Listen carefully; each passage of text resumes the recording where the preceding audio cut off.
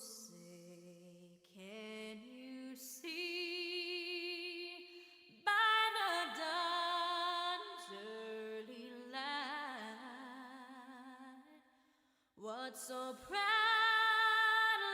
we held at the twilight's last gleaming, whose broad stripes and bright stars through the perilous fight o'er the ramparts we watched were so gallantly streaming. And the rugged red glare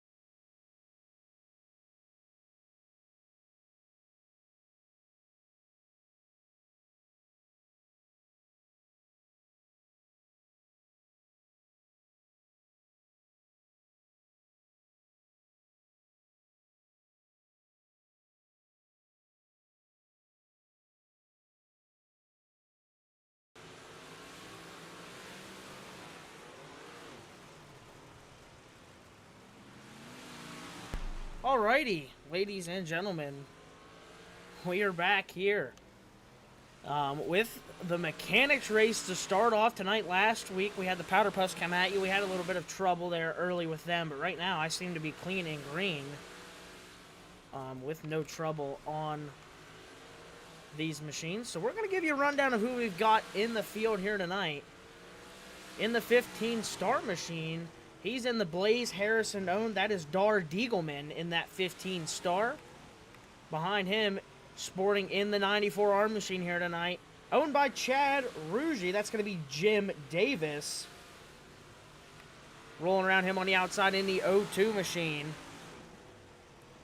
Driving for Orby Newcomb. Excuse me, that's a 62 in the 62 machine in that Newcomb Automotive-sponsored 62 machine owned by Orvis Newcomb. That is going to be Cody Schaefer. He's back here with us for the mechanics race. In the 728 machine here tonight, owned by Nolan Anderson, we have Brandon Pennington. He makes his way back out here with us tonight. In the 46 machine, that's Joe Johnson. He's driving for the Kirk Hess-owned 46. Behind him in the 57, driving for David McGovern, that's going to be Tucker McClasson. In the 116, driving for Mike Anderson in that pink and black 116. That's going to be Brock Joy. Behind him in the Nick Anderson-owned 76 machine, that's going to be Owen Flanders. See if we can catch up with a couple other guys. They're in the number 9 machine driving for John Smeal here now. That's going to be Brandon Smeal in that 9 machine for John Smeal. So some new faces, a couple we might have seen earlier before in past years. But we've got 9 cars here for your 25-lap mechanics race at Lucas Oil. And I think this one's going to wound up being a pretty dandy one. As right now, we'll take a look at the speed charts. Quick time right now in the 57 machine. That's going to be Tucker McClasson. He's quick time right now. Behind him in that 15-star is Dar Diegelman. So those 2 cars at the top right now, rounding out your podium, is Joe Johnson in that 46 machine. Then you have Cody Schaefer and Owen Flanders. So that's your top 5 on the speed charts right now. The only car in that 14-second bracket is Tucker McClasson.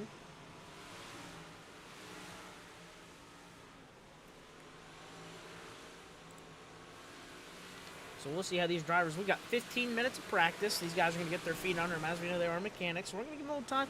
But I tell you what, you can already tell these guys are, they came prepared. I mean, we've got guys making solid laps out here tonight on this, here in Wheatland, Missouri, in these 358 modifieds. A little bit of a change from last year. Last year you saw these mechanics in the street stocks, but we kind of decided that the 358 modifieds a little bit easier to get behind the wheel of. To start off, they have a great racing whenever you're equal, and I think it's really going to be able to let these guys be more racy and also let their drivers shine a little bit as they got to figure out how that car reacts around them. So definitely looking forward to this one. There's no damage in your powder puff and mechanics race. So only mechanics race of the year comes tonight. 25 laps here at Lucas Oil Speedway. You're going to see the super late models here later on tonight. We got a whole lot of racing before we get to them, but you will see the Harrison Brothers owning Fabrication super late models back here later tonight.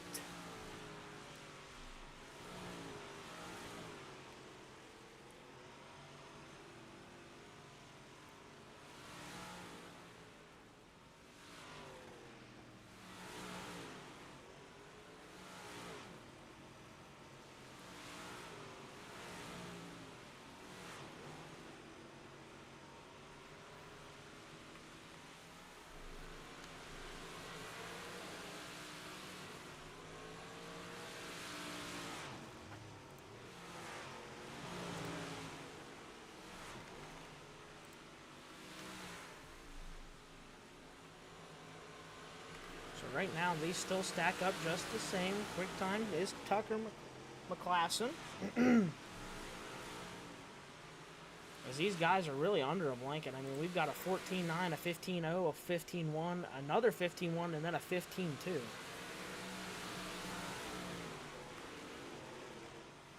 So definitely, these guys are under a blanket. It's Bransfield. He's going to hold on to it, onto the tail end here. He'll get a rack rolling here out of turn number 4, get a couple more laps under him here.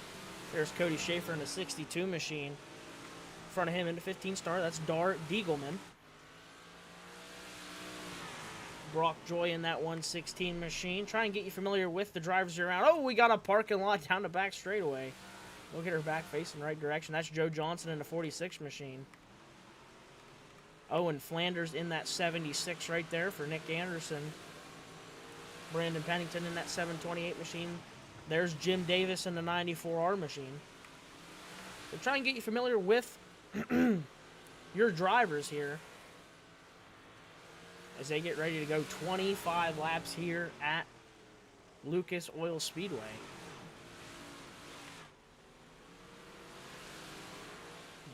You see these speed charts, and one quick lap is not what it takes for any race. And really wonder where that consistency is going to be able to come in. As I do believe I start to see here as we get into one with Jim Davis, that middle groove starting to kind of slick up there, getting into turns 1 and 2 at least.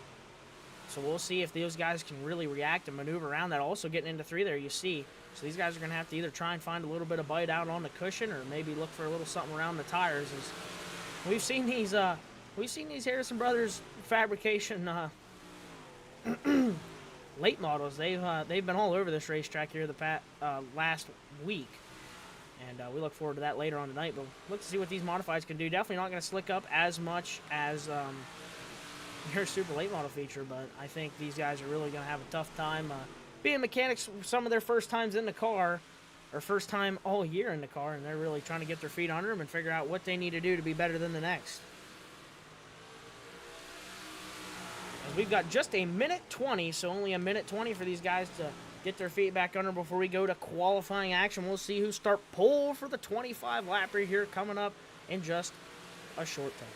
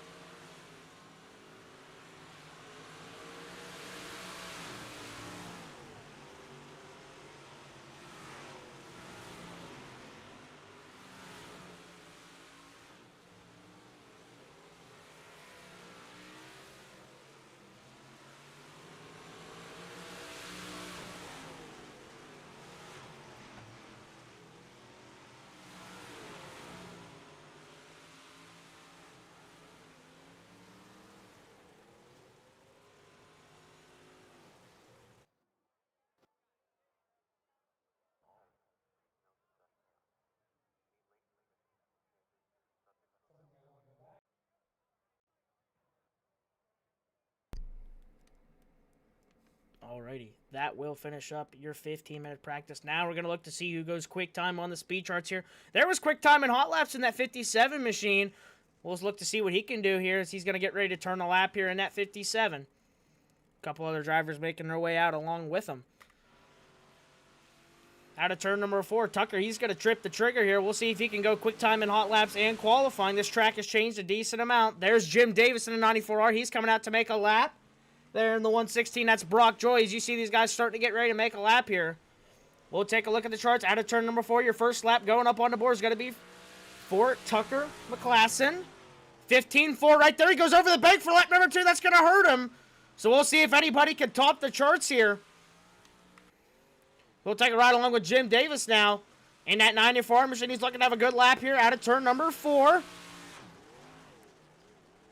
He's going to go third quick right now. He'll drop back to fourth now. Second quick right now in that Mike Anderson owned 116 is Brock Joy. Oh, now we'll have Dar Diegelman. He'll jump up now. But at the top of the chart still after that first lap is going to be Tucker McClassen. Can anybody top him before the end of qualifying? Or is he maybe the car to beat here tonight? There's Brandon Smeal in that number 9 machine. He'll trip the trigger, as he'll finish out lap number 2. As these drivers begin to solidify their times. And right now was quick time in hot laps. Now quick time in qualifying with a 15.438. That's going to be Tucker McClassen. Second right now is Dar Diegelman in the 025 machine, followed by Cody Schaefer. Fourth quick right now is Owen Flanders. And Brandon Pennington rounds out your top 5 for a quick time. But these guys are under a blanket, ladies and gentlemen. 15.4, 15.5. 5, 6. I mean, these guys are all within a tenth of a second. All it takes is one misstep. And that will be the difference.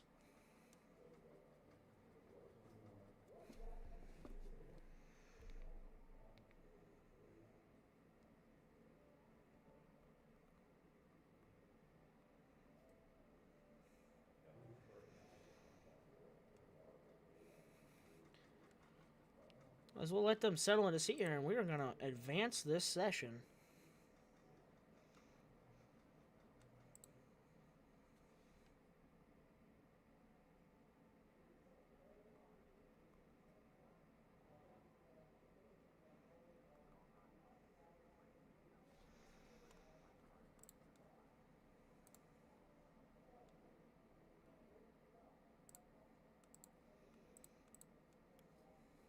Alrighty. We will advance the sessions. We have all times tripped here. 9-car field here, set to go 25 laps. We're going to get a look at your starting lineup as cars start to slot their way onto the racetrack here.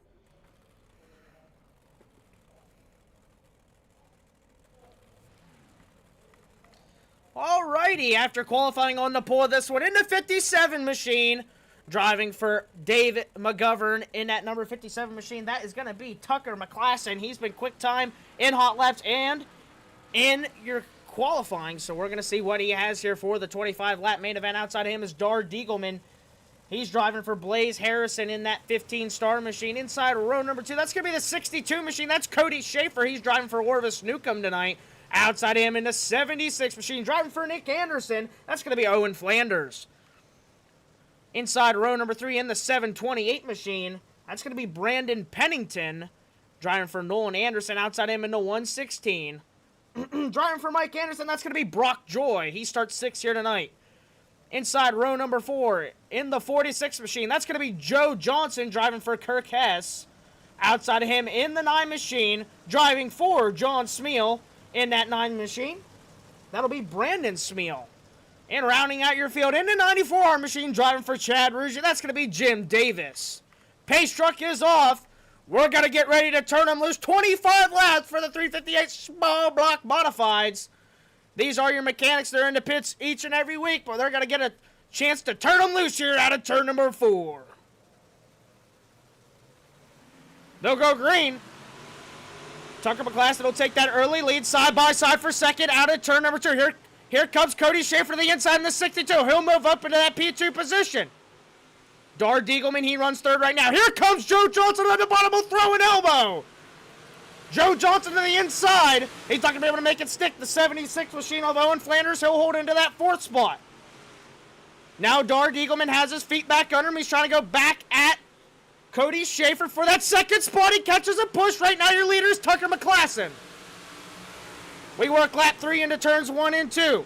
Oh, Diegelman up over the cushion. Here comes Flanders to his inside. Contact on the back straightaway. Diegelman will hold on to it. Flanders will now take that 4th place position. Oh, contact! They'll hold on to it down the front straightaway. Diegelman leaves his wholesale ground. Now more contact. Diegelman around with the 116 of Brock Joy. Are we going to keep it clean and green, or are we going to see an Oval-Track Specialties caution green right now? There it is. There's an Oval-Track Specialties caution will come out. Gonna have to say that's due to all of the... there was a lot of contact there, and eventually, I think it's gonna result in, the 728 machine and the 9 machine of Brandon Smeal. And the 728 got that car rolling pretty good. That's driven by Brandon Pennington. But you can see just, you kind of start to see a stack up. And he just lifts there and hard hit, but he's able to 360 off the wall, keep her going, no damage, so his car will recover, and we'll be set. So we got some lovely some Doran back here between those two drivers, but back up at the front of your field, he's led since the drop of the green into 57 machine. That's Tucker McClassen.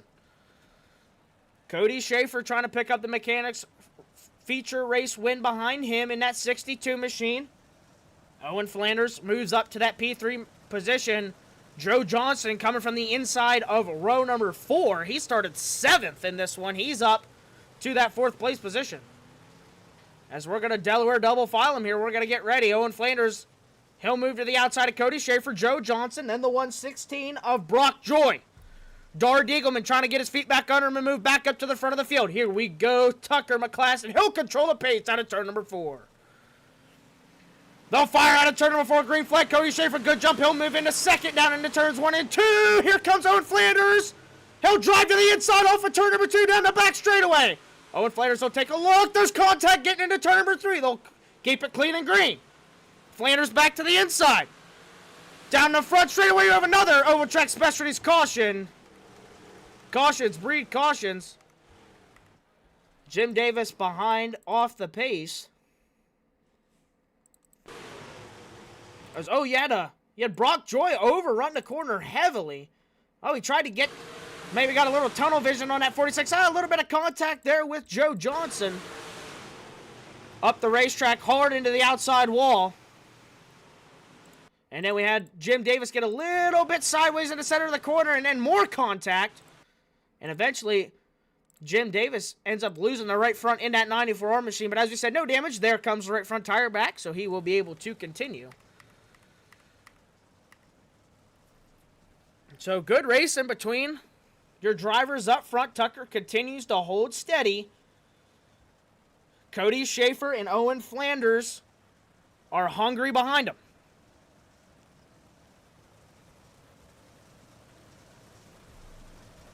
Maybe have a little bit of a different... We're going to have a different decision there from Cody Schaefer. He's going to move himself up to the outside now, or maybe Owen Flanders might have had that position. But either way, now we have Cody Schaefer on the outside, Owen Flanders on the inside, Joe Johnson, Dar Diegelman up to 5th. He's in that top 5 position. So we get ready to let him back loose here. We're going to fire out of turn number 4. Tucker McClassen will fire down the front straightaway. Side by side for second into turns 1 and 2. Cody Schaefer, he'll roll around the outside of Owen Flanders down the back straightaway. Trying to make up a little ground on Tucker McClassen into turns 3 and 4. Up to the cushion, they'll rip the lip off of 4. Joe Johnson now in 4th. Owen Schaefer now will peek the nose to the inside. He'll slide up. Owen Flanders trying to get a good run. A little bit of a bobble there from Cody Schaefer. He'll get his feet back on him. Here comes Owen Flanders. That's your battle for second as Tucker McClassen tries to pull away from Cody Schaefer and Owen Flanders. Joe Johnson behind them. Dar Diegelman, he runs in that top 5 position. Followed by the 728 machine of Brandon Pennington, Jim Davis, Brandon Smeal, and Brock Joy in that 116. That's your field right now as they run back up front. Cody Schaefer, he leads. Tucker is flirting with disaster up on the cushion. Cody Schaefer gets a little high. He'll hold on to it. Owen Flanders maybe looking for a little bit of a way around to be just a little bit better. They got to find something to try and run down the 57 machine of Tucker McClassen. Down the back straightaway, Cody Schaefer. He eyes the 57 machine. We roll out of turn number 4. Tucker still your leader. Cody Schaefer rode second. Owen Flanders now starting to lose track position to the 62 machine. Flanders got it rolling on the cushion. Does he have anything for the 57? Into turn number 3. Schaefer still runs second. He pushes up over the cushion. He's going to lose wholesale ground. Here comes Owen Flanders. Owen Flanders now throws his hat back in the ring, trying to run down the 62 machine. That gives the 57 to Tucker McClassen a little bit of breathing room over the 62 and 76. Dar Diegelman finds himself back and forth. Fell back early, now back in 4th. Joe Johnson runs 5th. Brandon Pennington behind them. Jim Davis, he's worked his way around the 9 machine of John Smeal's car. Driven by Brandon Smeal, they're going to make contact! Will that be an Oval Track Specialties caution? Yes, it will. Caution. Oval Track Specialties caution. It happened right on your screen. Jim Davis gets in the corner, catches a little bit of that slick, tries to get it wound down. Brandon Smeal coming in a little hot. He'll grab the left rear quarter. Brock Joy, he's going to slide through there. Not sure how he narrowly... We'll take a look at that as he narrowly misses these 2 cars spinning. Great draw by Brock Joy. Make his way through that. We'll take a little ride along here with Brock as see what he's seeing as he gets in this corner. And I tell you what, the C's parted. Whoa! He makes his way through there. But that will be the cause of the caution. Back up front. Now Tucker McClassen has Cody Schaefer and Owen Flanders on his rear deck lid. Dar Diegelman back up with these guys along with Joe Johnson. That's your top 5. Great racing here for the mechanics so far here tonight. Pace truck looking to duck off there. Just want to say a thank you to all these guys that came out tonight to be a part of this. We thank you, and hopefully you look into being a full-time addition and look into the sim, because I tell you what, these guys can't be having a blast here as we look to go green out of turn number 4. Tucker will fire out of 4. Side by side for second once again as Owen Flanders maybe think about a slide job. No, he'll roll to the middle. Cody Schaefer tries to grab a handful of the cushion down the back straight away. He will. Side by side, 2 by 2. Joe Johnson, he tries to roll around the outside. Here comes Dar Diegelman. He'll clip a tire. Tucker McClassen now under fire. Here comes Cody Schaefer. Cody Schaefer drives to the rear deck lid of Tucker McClassen down the back straightaway. Into turns 3 and 4. Cody Schaefer now starting to feel the nerves as he tries to run down the 57 machine. Trying to put a little pressure on Tucker McClassen. He drives it in deep up over the cushion to lose ground again. Another Oval Track Specialties caution flag will come out though. 728 of Brandon Pennington. He's off the pace here. Was running towards the front. Gets to the inside of Jim Davis. A little bit of contact there. Who just tries to get in there and just gets a little sideways off of the corner. Dar Diegelman contact. He'll go around. Brandon Smeal also involved, but they'll keep it all clean in green. Or excuse me, not clean and green, but clean sheet metal as the car magically repairs itself. As we love so much here. But already 17 in the books. Excuse me, 16 in the books. 25 is the distance. So we're starting to have sand run out of the hourglass for the 62 machine of Cody Schaefer. Because I do believe this will bring us to a single file restart. So Cody Schaefer will have to go at him single file here. Tucker McClassen, he's been your leader since the drop of the green. Second, Cody Schaefer. Owen Flanders, Joe Johnson back in 4th. Brock Joy, after that near miss, he finds himself up in 5th. Jim Davis behind him. Then we have Dar Diegelman, Brandon Smeal, and Brandon Pennington. That's your field right now. This pace truck has ducked off. There's a look at your field one more time as we get ready to hopefully take them home here. Tucker McClassen looking to bring it all home here tonight at Lucas Oil Speedway. Cody Schaefer, anxious. Green flag. Good start for Tucker McClassen down into turn number 1. Does Cody Schaefer have anything for him? McClassen to the bottom. Schaefer to the cushion. Off at turn number 2. Down the back straightaway. McClassen looking to try and go to use that bottom side. That U-turn might just come out. Grab a hold of you, though. He's got a tiptoe here. As he tiptoes, though, he tries to run away from him. Tucker. Oh, Cody Schaefer up over the berm. Here comes Owen Flanders. Owen Flanders maybe thinking about a slide job into turns 3 and 4. green. Great clean racing. Owen Flanders leaves the lane. Cody Schaefer back around. Oh, and we're going to have another Oval Track Specialties caution flag just as things were getting good. As we will take a look back at what happened. Jim Davis having a little bit of trouble on the handling in 1 and 2, and that one he just came around in almost the same spot. And Ute tire does not move here. As those are, you'd like to think that these little white tires are made out of concrete here at the Lucas Oil Speedway, as that sucker does not move. But he will retrieve his left front tire. But he will be the cause of the Oval Track Specialties caution flag.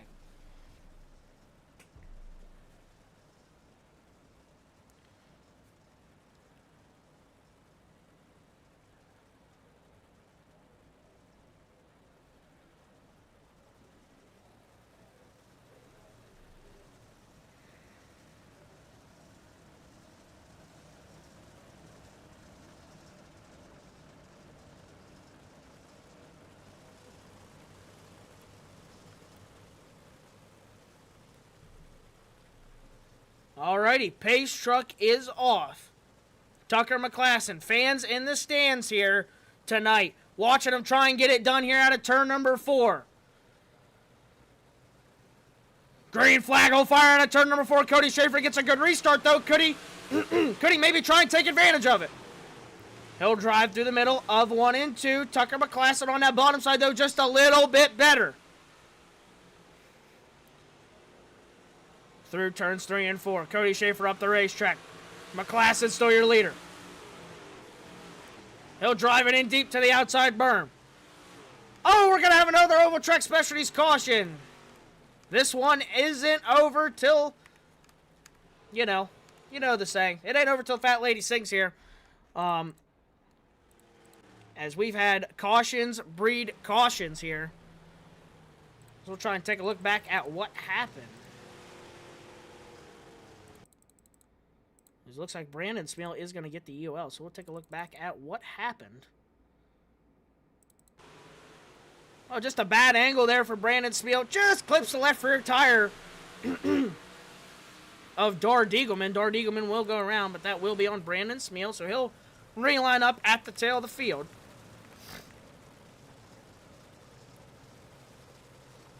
Space Truck's going to look to bring him around one more time.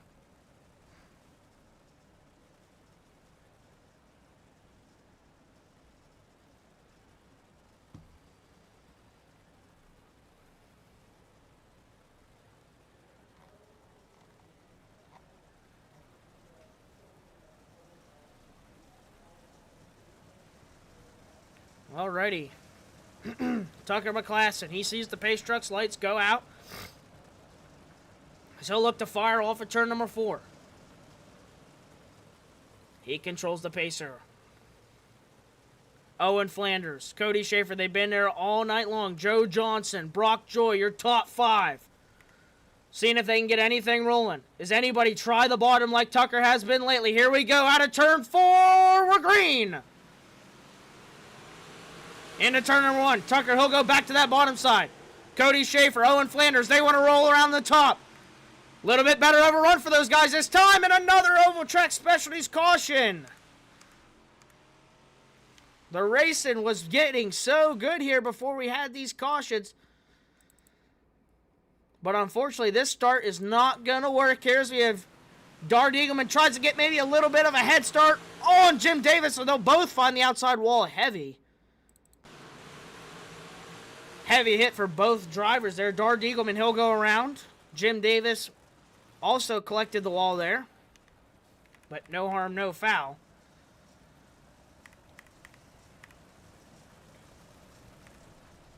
So, caution flag back out.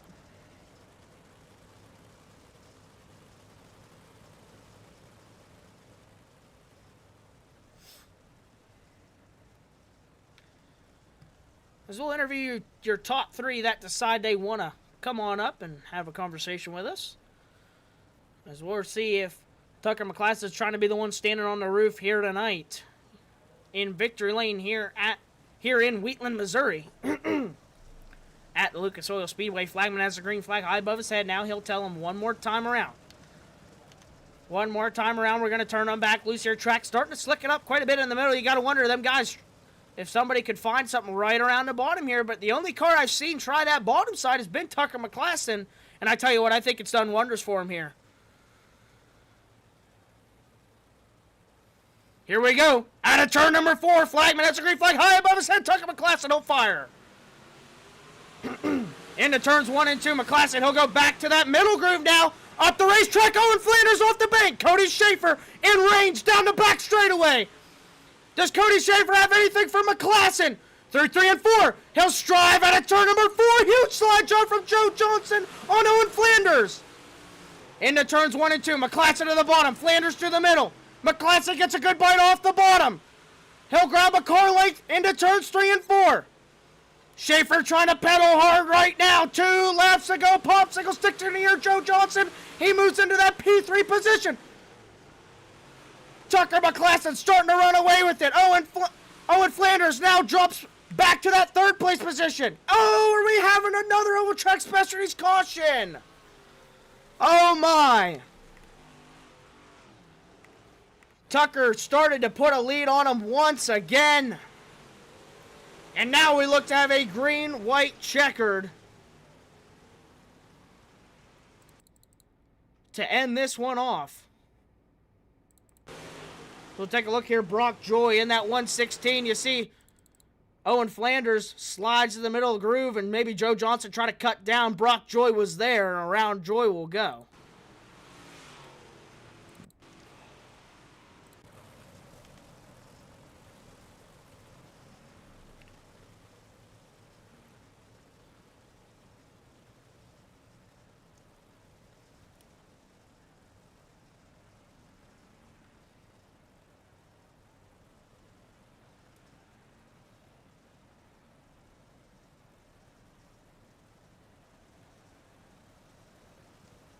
Alrighty. Here we go. Green, white, checkered. It all comes down to this one restart. Tucker McClassen, he's going to lead the pace to the one restart that's mattered. He's led since the drop of the green in that 57 machine. Cody Schaefer behind him. Can he find a little bit of speed? Will there be a mistake out of Tucker McClassen? He hasn't made one all night so far. Here we go. Joe Johnson in 3rd. Out of turn number 4. Looking for the green flag. We're green. Into turns 1 and 2. Tucker goes to the bottom. Here comes Cody Schaefer to the left rear. Down the back straightaway. He's going to have one lap to do it. Into turn number 3. Tucker goes back to the bottom. Cody Schaefer follows him up to the cushion. He'll get a run off. White flag. Spear races the Designz. White flag. One more time around. Who's going to get your mechanics race? Here comes Cody Schaefer. He'll take a peek to the inside. Down the back straightaway, Cody Schaefer has one last ditch effort at him. Into turn number 3. Out of 4, it's not going to be enough. Tucker McClassen, he'll win the mechanics race in 2026. Cody Schaefer comes home 2nd. 3rd, out of nowhere in the 728 machine, is going to be Brandon Pennington. We'll take a look back at that pass. But what a race to the line that Tucker McClassen is able to hold on for 25 laps to get the job done here tonight. As we'll take a look back here at what happened to Joe Johnson.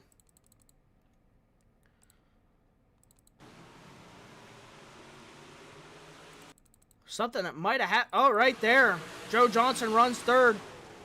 Owen Flanders trying. Oh, a little bit of a push from Johnson. Owen Flanders up over the left front. And there goes Brandon Pennington to 3rd to your final podium position in that 728 machine. Right place, right time. As he will get the job done. But the person really getting the job done here tonight in the 57 machine, that is Tucker McClassen. As we'll see if he wants to come up and have a word with us up here in the booth. We'll give him a second. Cody Schaefer comes home 2nd.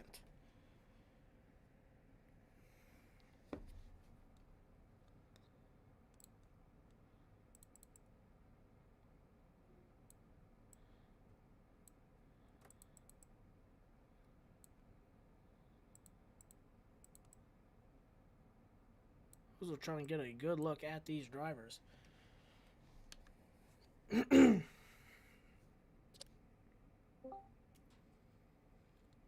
Is alrighty making his way out of the car in his first mechanics race feature win here. He'll hold him off for 25 laps. Tucker McClassen out of the car. Congratulations tonight. You were able to hold him off for 25 laps after a lot of caution flags. How was it, and how were them restarts? Trying to time them just perfectly to get a good jump.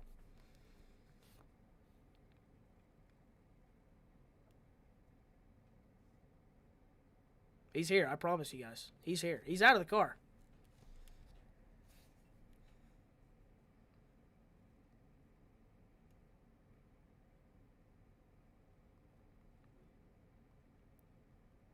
So we'll wait to see if we can get a word from him here. We'll see. He's grabbing a bottle of water here. Taking a sip after them. Yeah. Oh, there we go. He's got his bottle of water.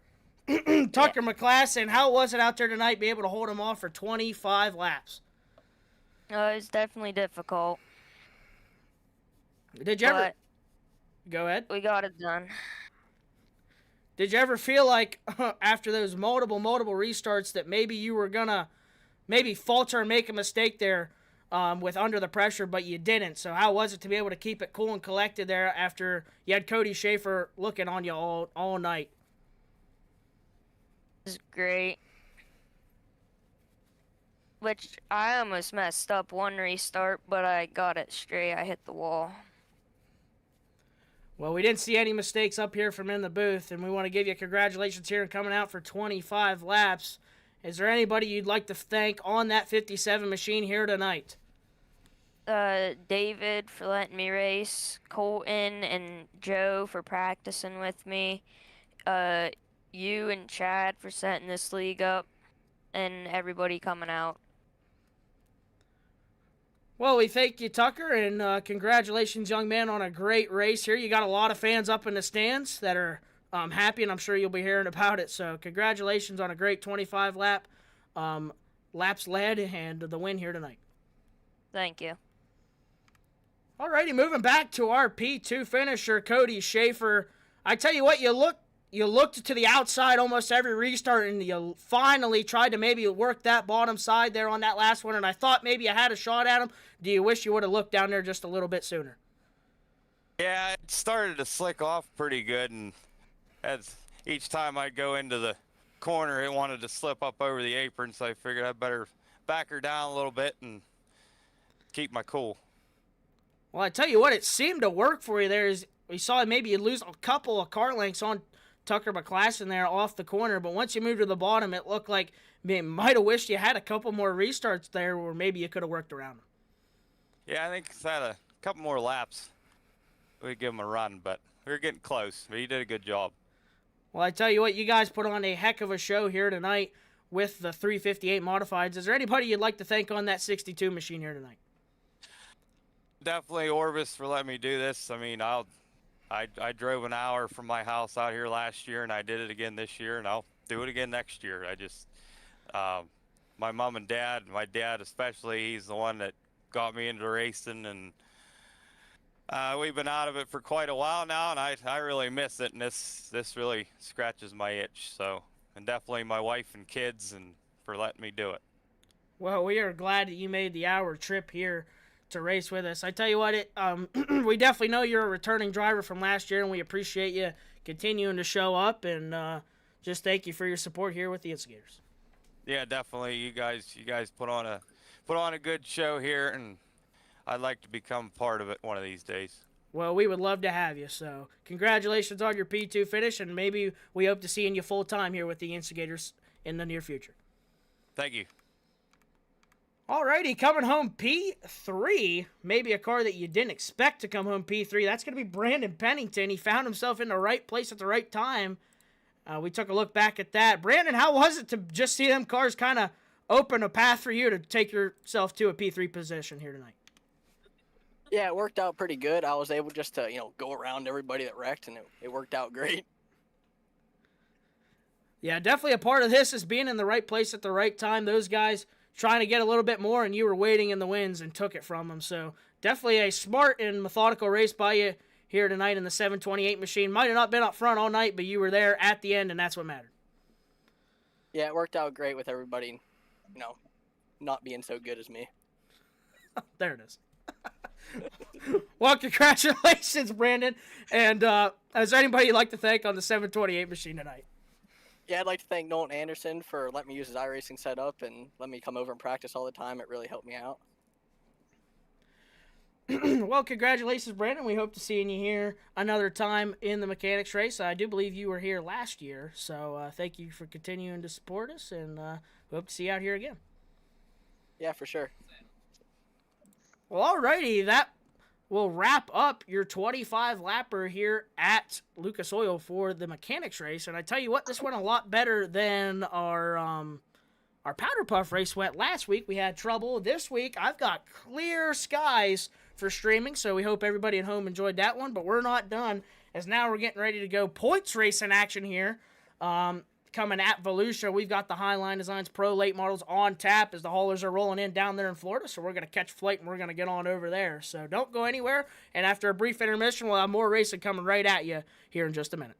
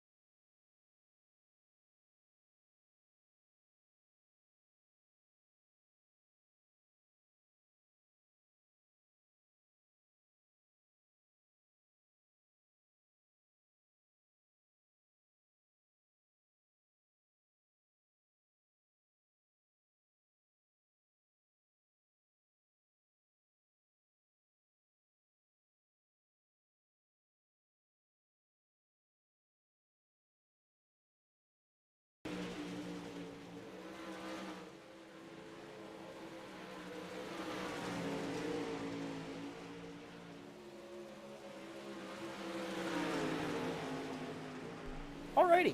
Excuse me. We've got Pro Late HighLine Designz Pro Late models on track. There's the AJ of Action Jackson. We both come off the screen there. There he is again in that 80J machine. There's Bad News Brady in the 77 behind him. There's the 116 of Mike Anderson. He had a hard-fought battle here last week, trying to get the win, and unfortunately came home P2. Great run for him, though. There's Colt Corner in the 1-star Larry Hess in the 98 machine. There's the 157 of David McGovern. He's looking for a little bit better run, as he's quick time right now in the 157.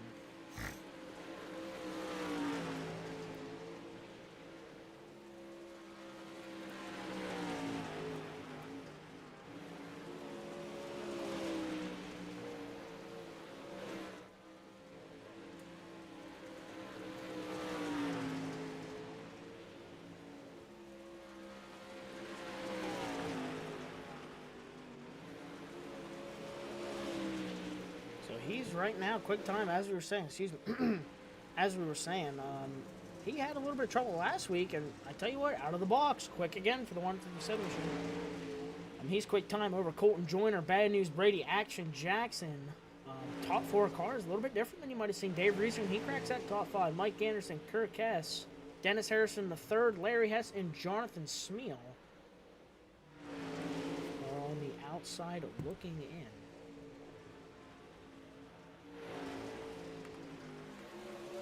Those cars are hooked up. This Volusia Speedway looks mighty hooked up here tonight. So all they will continue to do is blow that racetrack off just a little bit. More and more. There's Action Jackson. He's got a good line rolling with Nathan Brady. But these guys are so close sometimes. I mean, understand the close. I mean, you've got a 2.33, a 2.39, a 2.57, and a 2.83, and a 2.88. That's your top 5. And that is unbelievable. They are... I mean, 5th place is 55 hundredths off of your quick time, and that's 5th. So that'll tell you, ladies and gentlemen, how close this top 5 is, because that's going to get interesting for it's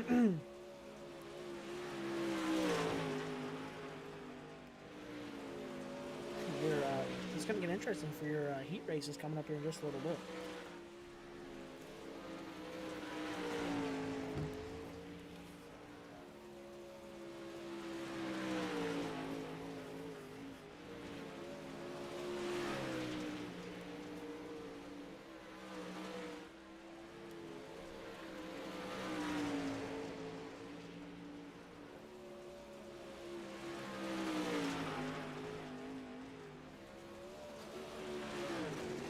Oh, Jackson is a little hard.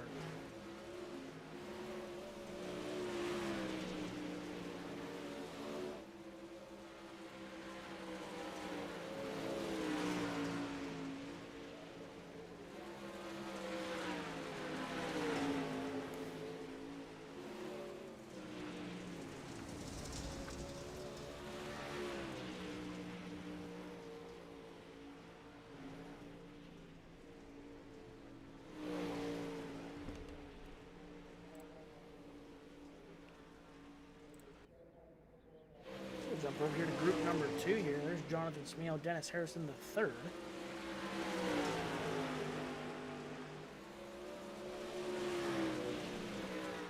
Dave Rieslinger, 5th quick right now in that 72 machine. There's Kirk Hess in the 46 machine also.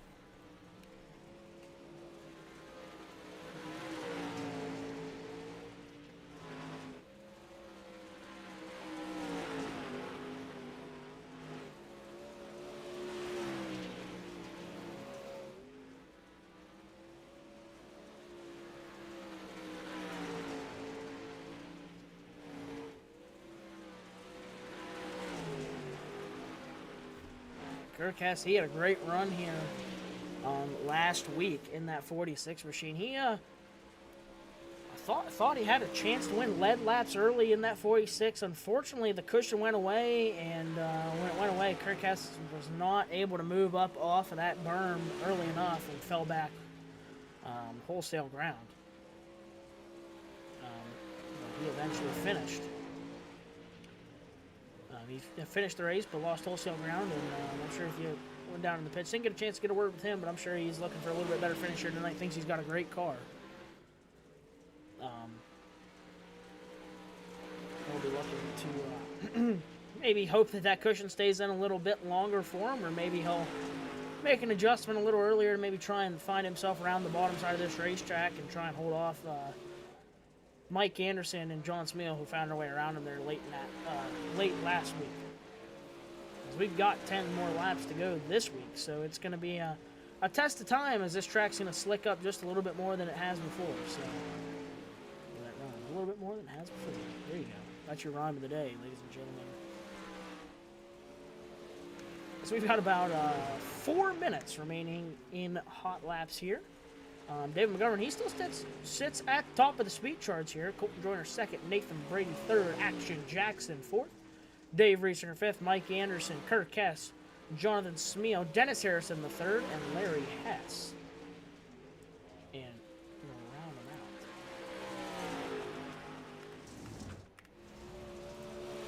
We'll hop back over to your second group of hot laps as we've got Action Jackson back on the track. Here comes Larry Hess looking for maybe a little bit of speed. But here's the thing. I mean, your 10th place time right now is only 2/10 off. I mean, that is not much. I mean, you've seen 2/10 before in your top 5. So that's a huge, huge difference there. And it's not a huge, huge difference. So Larry Hess definitely not out of this one for hot laps. And a driver who was sneaky fast last week, actually, in that 98 machine. He was definitely better when the track began to slick up there, as he remained kind of out of the picture, so to say, but he ran around in 4th and 3rd place all night. So. He found himself with a podium position last week, and he found himself in 3rd place. Of course, the battle up front is what your eyes were mostly focused on, but great run for that 98 machine of Larry Hess. Didn't get a word with us. He's not one to get a word with us up in the booth in that 98 machine. But he parked his car down there, and we were able to say a couple great words about him, as he is, I've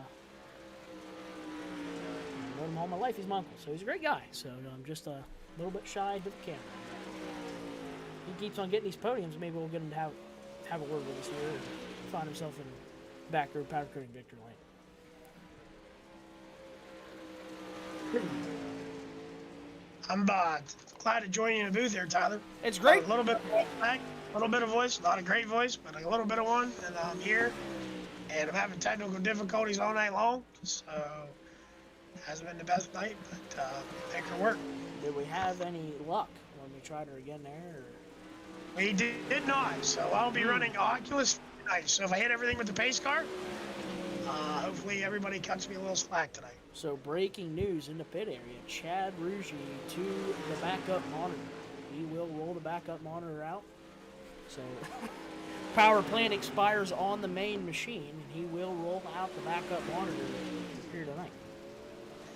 Yeah. Well, that happens in racing, you know. Sometimes your equipment failure and stuff like that. I'm just glad I'm able to roll out and take some laps. I was trying to backup monitor out there, and man, just ain't the same. But hey, you know, we'll see what we can do with her. And maybe as the race goes on, I'll get more comfortable with it. Maybe I won't finish dead last, but it could be a dead last night. Definitely a hard transition to go through. I mean, if my Oculus didn't work, I wouldn't know what to do. I mean, I'd probably just kind of, I'd be worried. I haven't had that happen to me quite yet, but I would definitely be on the worrisome side. So, unfortunately for you, you'll have to figure out what is the problem. But I tell you what, Unfortunately, I had a backup Oculus, and I happened to lend that out to another super late driver not long ago, and didn't get that back. So now I'm actually on the 3rd car. You know, I've heard of that guy that you lended that out to. He's kind of a jackwagon. That's what I heard. Yeah, he is kind of a jackwagon. He's kind of a jackwagon. I hope he's not listening. Oh no, I'm sure he's in bed. I'm sure he's sleeping. taking a nap. So, if you don't know who we're talking about, a great friend of ours in the super late model division, the Big D man, Daniel Collins. We're gonna call him a jackwagon on the air. You know, unfortunately, Dad gave away his spare Oculus to the cat, and that's coming back to bite him. So I'm sure he'll hear about it tomorrow at work, and that's great. That's a great part of it. Oh, it's her. So I had to park the 2025 Longhorn, and I parted out the 2022 Longhorn. Now I'm pulling out 2015 Blue Gray for tonight. So everybody be careful. I tell you what, Factor tonight. make blue gray great again. That's right. Here we go. Here we go. We are heat race lineup. I tell you what, I'll start us off here on the front row of HighLine Designz. Pro Late Models Heat Race #1 on the pull of this one. Let me get my my not mechanics race sheet out. Here we go. On the pull of this one, Kirk Hess in the 46 machine. I tell you what, he's got to be having deja vu. He's starting out front of the heat race once again, maybe looking to start pole again. Talked about it earlier here in Hot Laps. He might look to maybe try and have a car that works a little bit better around the bottom. He'll start inside of your front row. He's at a clear field PA. Outside of him in the 72 machine, 5th quick in the Hot Laps. That's going to be Dave Riesinger. He's out of DuBois, Pennsylvania. Inside your second row out of Hyde, PA. Talked to him today in the pits. He said that he has a brand new car tonight. He's trying something different out of the 77. That is Nathan Brady outside him out of DuBois. 3-time feature winner, I do believe, this year. And the 1-star out of DuBois is Colton Joyner. Rounding out your field in the 80J machine, that's going to be Action Jackson. He's out of Grampian, Pennsylvania. He'll start right behind the 77 of Bad News Brady. So we'll see what these guys decide to do. Last week, we had a little bit of a tango down the front straightaway. Heard a couple words in between those two, but we'll see. Big shout out. 80J was able to get his first heat race win ever in the Instigator League last week, right here at Volusia. Yeah, we were able to confirm that. Congratulations to Action Jackson. Now he's going to have a little bit more trouble. I'm not starting from the outside front row. He'll have to come from 5th tonight, but as long as he puts that pedal down, we'll see what he can do. As he was, I do believe he was 4th quick in Hot Laps. So we'll see. Got a fast car on him. Here we go. Pace truck looking to duck off. Kirk Hess looking to fire out of 4. Here we go. We're racing at Volusia. Side by side down into turns 1 and 2. Kirk Hess, he might try and look for a slide job. He'll roll to the middle. Bad News Brady right around the bottom. That car was stuck like glue. He'll go to 2nd down the back straightaway in that 77 machine. He might not be done yet through the center. Oh, he's going to get up in the slick. He'll slide up. He'll leave her lane to Dave Riesinger. Oh, there's contact. 3 wide down into turns 1 and 2. Joyner on the outside. Riesinger, he'll close the door. Bad News Brady, he'll find himself in that 2nd place position. Here comes the 80J of Action Jackson. He'll move to 3rd. 3 wide out of turn number 4. Joyner to 3rd on the bottom. As this all goes on, out front, walking away, Kirk Hess. Here comes Colton Joyner trying to battle for 2nd now. Into turns 3 and 4. Bad News Brady up on the cushion, getting everything she's worth. Colton Joyner dead even at the line.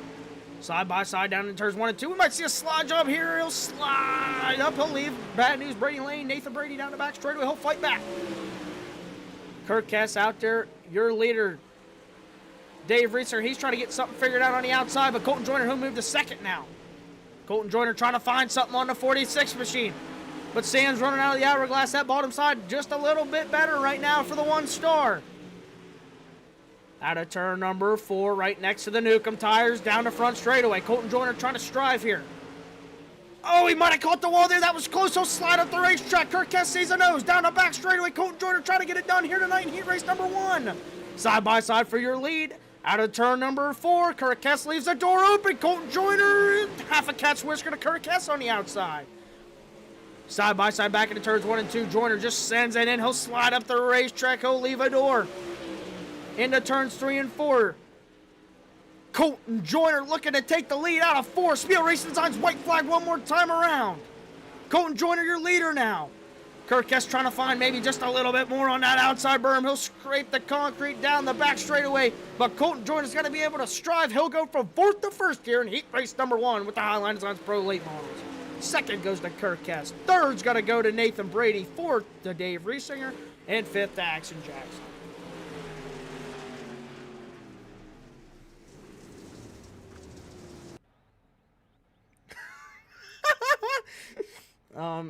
Getting word.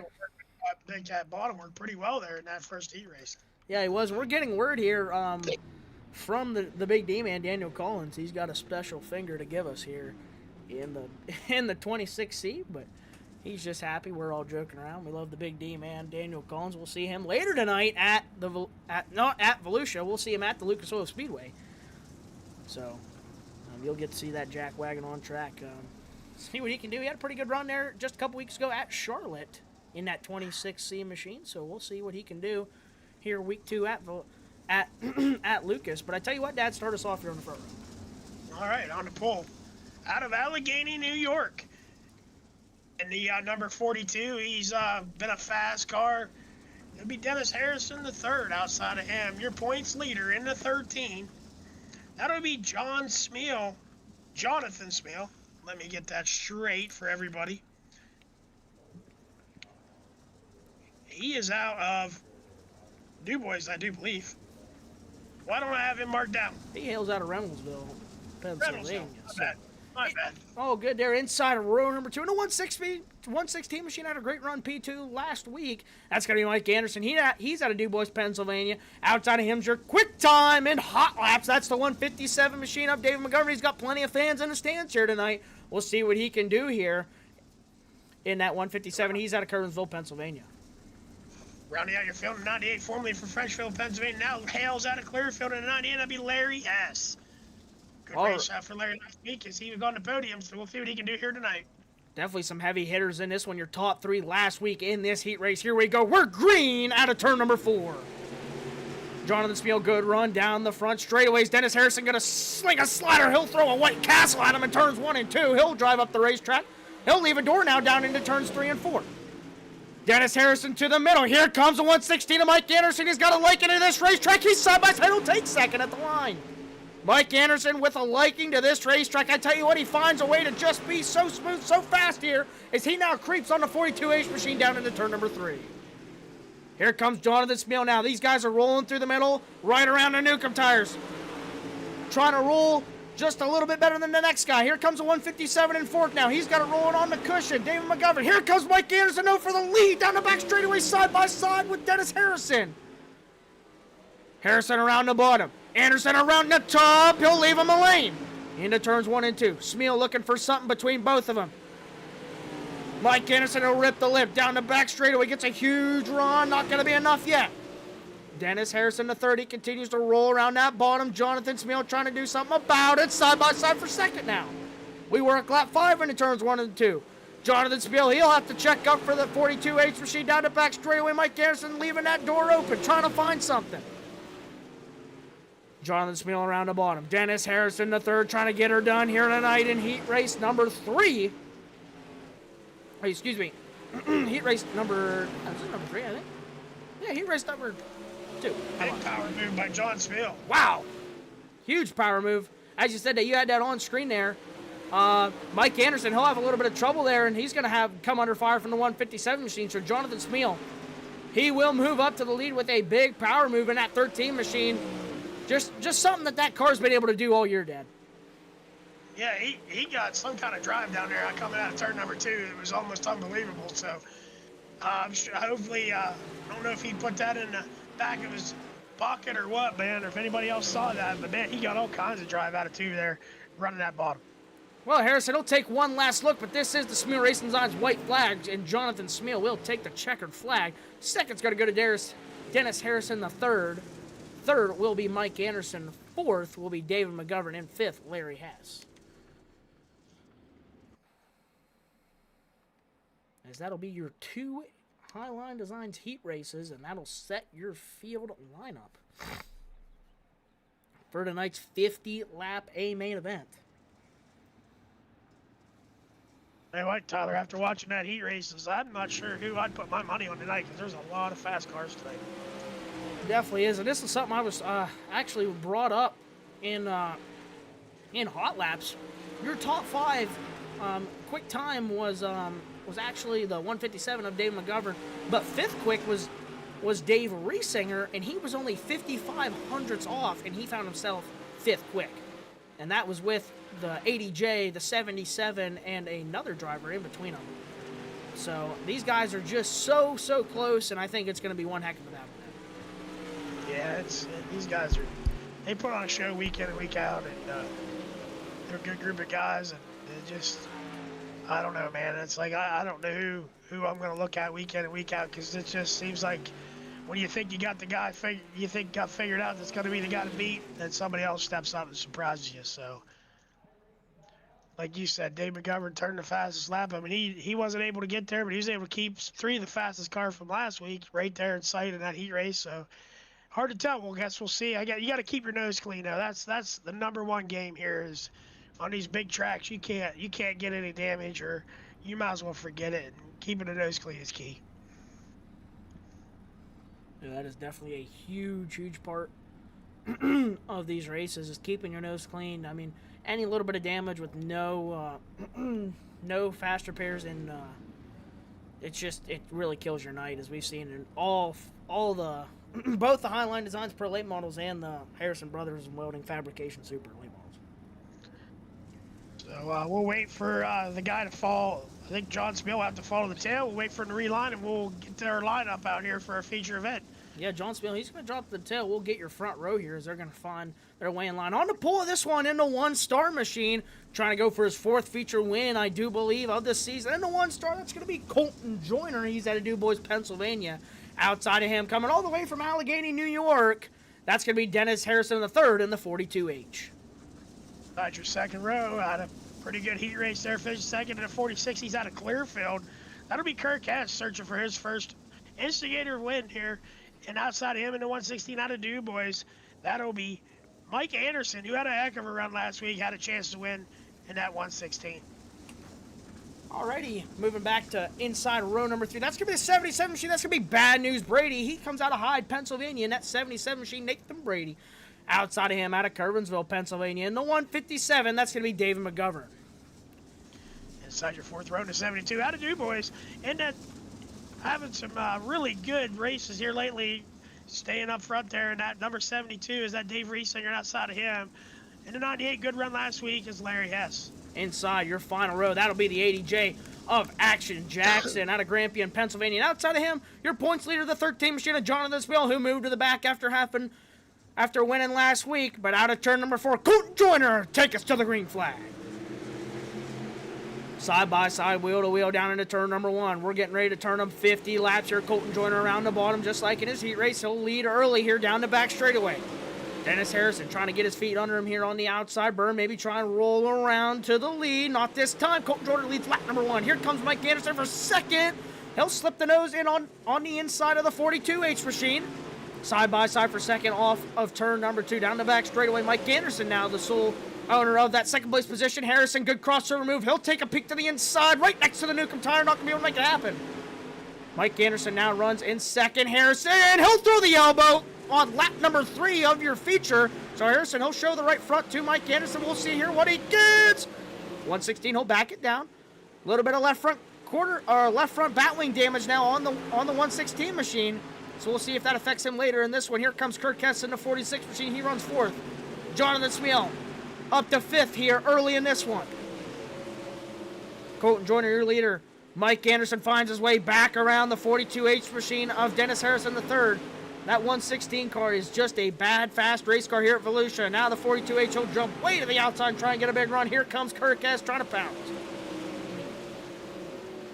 Side by side for 3rd out of turn number 4. It's still Harrison. Harrison still has that 3rd place position. Anderson tries to continue to run that inside line. I bet he doesn't come off of it here tonight. Down the back straightaway.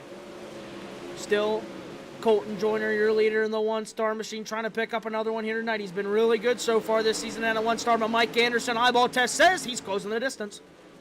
Harrison now moves back down to the bottom side, maybe trying to find that grip. Mike Anderson will have to cut it off down the back straightaway. Colton Joyner now knows where that 116 is. He's going to try and lower his groove here and try and maybe roll around the bottom. He'll catch the slick. Here comes Mike Anderson, down even at the line. Now Harrison to the inside. We're 3 wide for the lead, and another elbow from the 42H machine to the 116 of Mike Anderson. This could be it here. We might see what the 116 thinks about that. Not this time. Harrison now runs around the bottom. The 116 of Mike Anderson now sits in 3rd after a great move. He'll drive it in behind the 42H machine. Kirk Hess will slip up to the outside groove now. 3 wide down the back straightaway. Here comes Mike Anderson back for 2nd.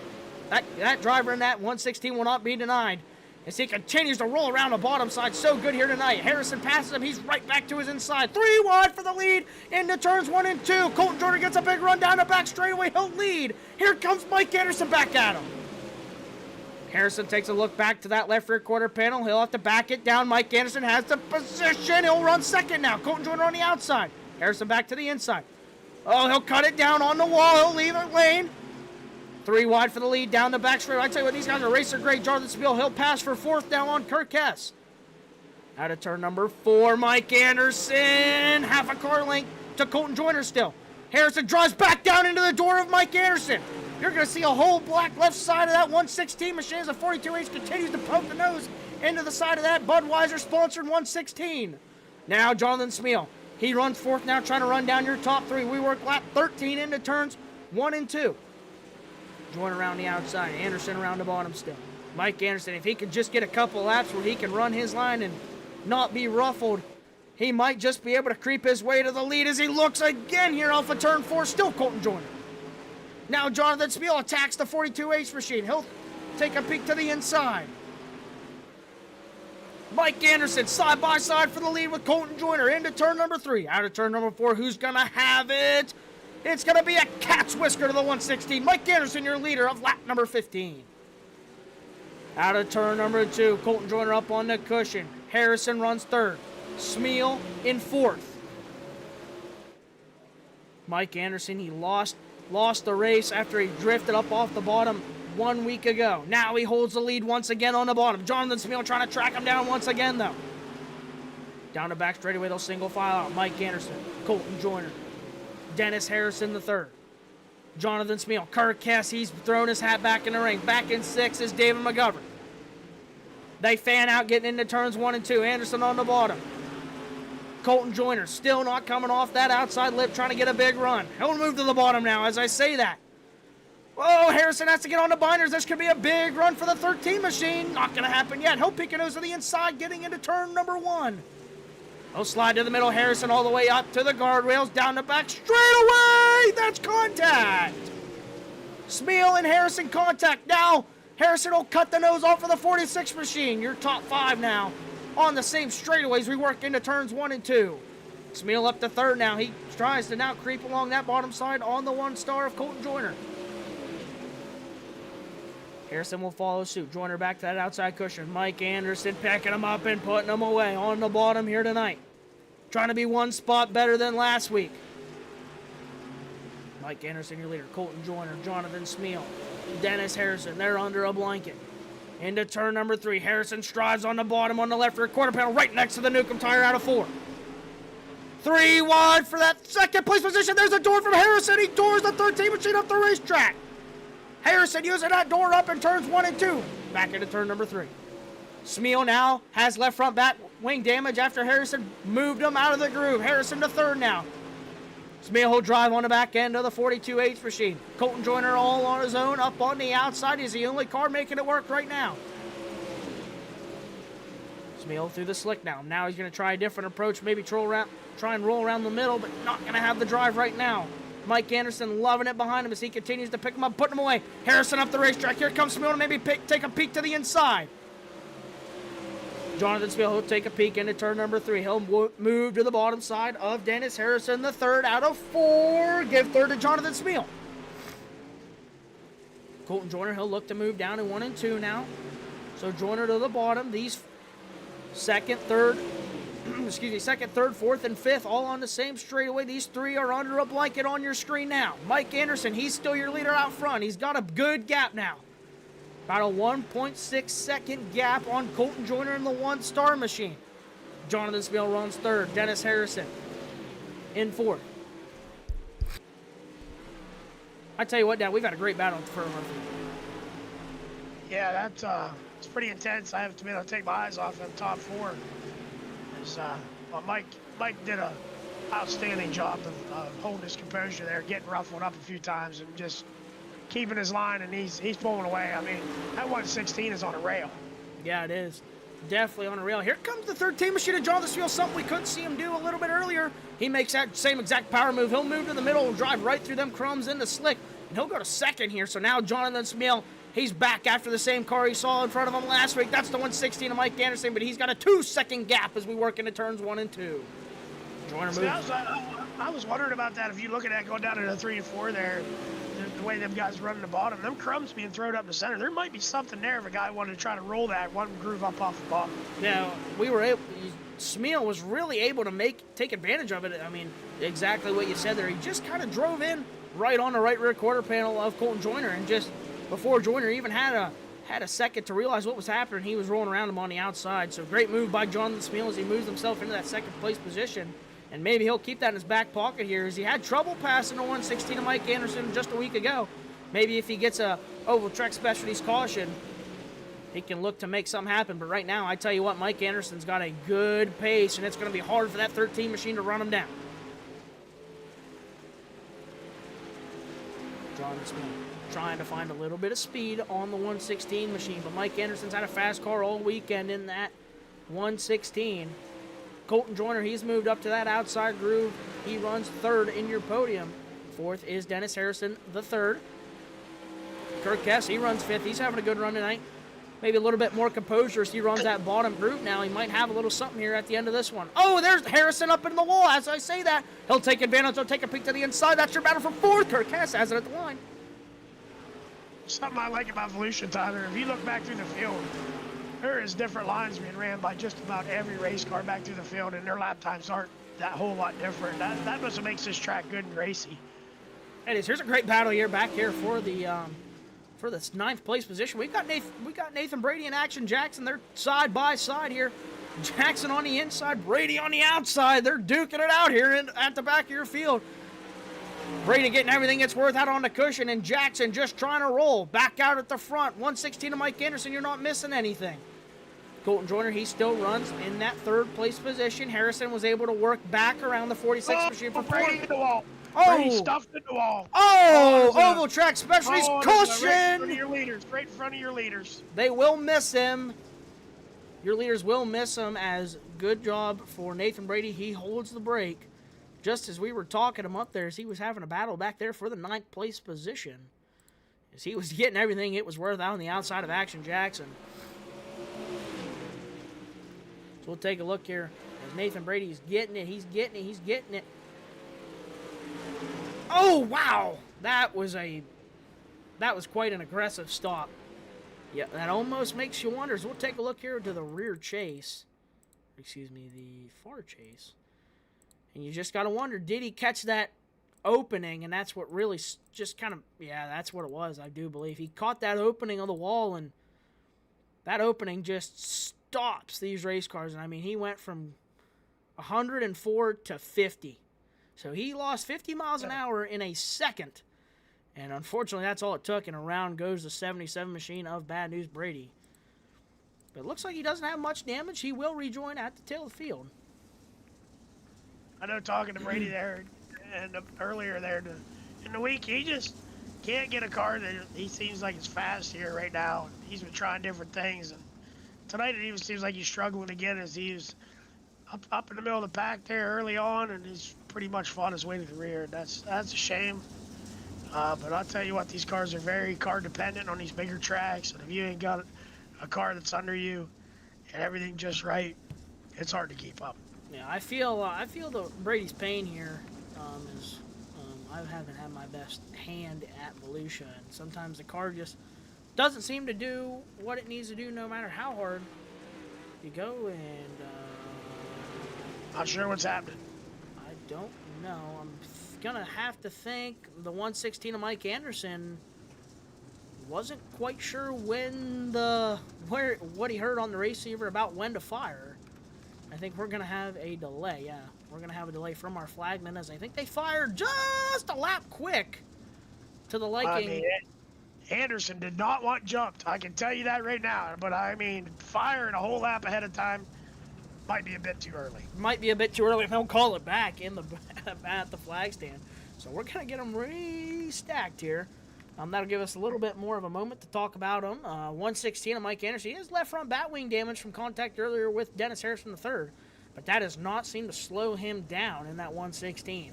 But now he's got to think I'd have to assume he definitely wasn't wanting an Oval Trek Specialties caution. He had almost a 2-second gap there at one time, and now Jonathan Smeal breathing down his neck. Colton Joyner alongside Jonathan Smeal. So Anderson definitely has to worry about making sure he hits that line, and I think this could almost be deja vu if he unfortunately leaves the door open here, as we're going to see here, as we've got the 116 of Mike Anderson, Jonathan Smeal back out at the front. Colton Joyner, he's trying to throw his hat in the ring along with Dennis Harrison the third, and Kirk Hess. That's your top 5 out of turn number 4. That time we're stacking them up. Is that one gonna fly? We'll see. Green flag. We'll stay clean and green. Green flag down into turns 1 and 2. So Mike Anderson, he did not want to get jumped. He waited on them guys. And I tell you what, the 13 machine and Colton Joyner both got a little jumpy, but it worked out for Mike Anderson. He's now your leader by a decent margin. Good job to all the guys back through the field, able to check up and hold on to their race cars as we stay clean and green. So Mike Anderson, your leader, the 13 machine of Jonathan Smale. He rolls on that inside still, but I tell you what, Colton Joyner, ever since that restart, he's got it rolling on the outside. Here he comes on the outside. Dennis Harrison the third rolls right behind the 13 machine of Jonathan Smale. Now Dave Riesinger throwing his hat in the ring here. He'll look to the inside for a top 5 podium position in the 72 machine. Back up front, Mike Anderson. He continues to creep. Jonathan Smale following suit. Does he have anything for him? Joyner back to the outside cushion. Harrison runs through the bottom. Dennis Harrison the third. He'll get that car bent right next to the Newcomb tires, but he'll have 4th at the line. Colton Joyner runs 3rd. Jonathan Smale trying to strive on the 116. Mike Anderson trying to pick up his 2nd feature win of the year. His other one came at this exact track. Out of turn number 4, we work lap 42 into turns 1 and 2. Mike Anderson on the bottom. Jonathan Smale trying to strive. Colton Joyner right around the guardrails with Dennis Harrison the third. Kirk Hess trying to rally for that 5th place position. He's side by side with Dave Riesinger. Out of turn 4. Jonathan Smale, he'll slip up out of the bite. Out of turn number 2 now. He'll get a good bite off of turn number 2. Maybe looking for a little something, but Mike Anderson holds true right now. Smale looking for a mistake out of 4. Not going to have one yet. Mike Anderson, he stayed true all 50 laps so far. Drove his way to the front now, trying to pick it up. Trying to get redemption for last week's miscue. Into turns 3 and 4. Smale tries to strive. Anderson right next to the Newcomb tire. Holding it on the bottom. Does Smale have anything if he catches him? Can he find a lane around him? Jonathan Smale is there. We work lap 45. Jonathan Smale drives it in on the bottom. Anderson, good run off of turn number 4. Smale gets a lot of ground made up getting into the corner, but I tell you what, Mike Anderson, a way better exit down the back straightaway. He'll pull 4 or 5 car lengths on the 13 machine. Does Smale have anything in his bag of tricks? Off of turn number 4, Mike Anderson. He'll work lap 47 now. Jonathan Smale trying to find everything that car has. Down the back straightaway. Colton Joyner runs 3rd. Dennis Harrison the 3rd in 4th. Kirk Hess, good run. He runs 5th. Back up front. Lap 48 now. Jonathan Smale trying to find a little something. He'll move to the outside cushion. Can he get anything stirring before the end of this one? He might have a run here. Into turns 3 and 4. He'll go through them crumbs like you said. Here comes Jonathan Smale. 2 laps to go in the 116 machine. He's got to hold him off. Here comes John Smale. Good run last time. Down the back straightaway, he's within distance. Smale racing his Heinz white flag. One more time around for Mike Anderson. This one's going to come down to the wire. A car length separates the 2. Mike Anderson to the bottom. Jonathan Smale outside off of turn number 2.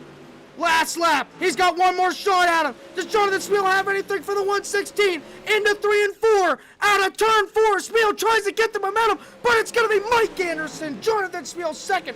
Colton Joyner. Dennis Harrison the 3rd. Kirk Hess. Dave Riesinger. Larry Hess. David McGovern. Action Jackson. And Nathan Brady. Good race. Good What race. a race. Good show by these pro lanes tonight.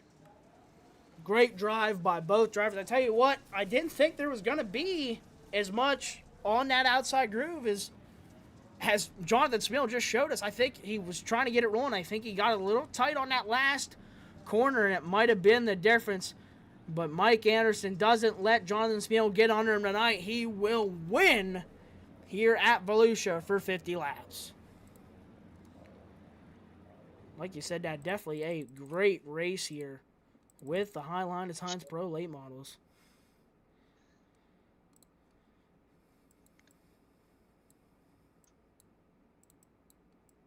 Mike Anderson, I don't know if that's his second or third win in his career here in the Pro Late Division. Not positive on that.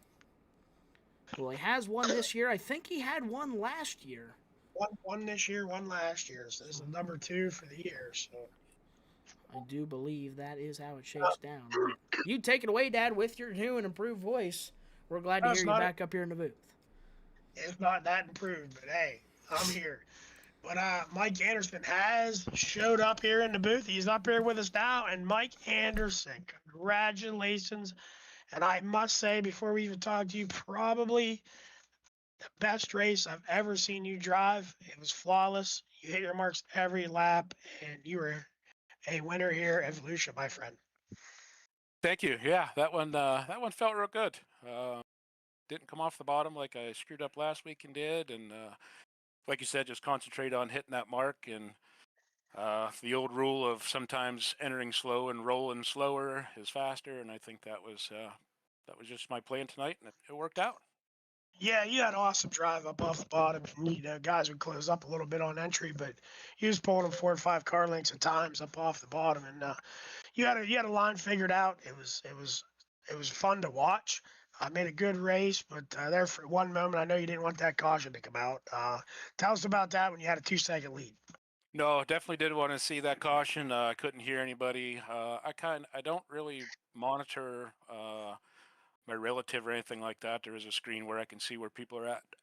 I try not to look at that stuff. I just go by sound mostly, and sometimes feel, which isn't a good thing. But yeah, I didn't want to see that, but ended up working out. I didn't know what was going to happen.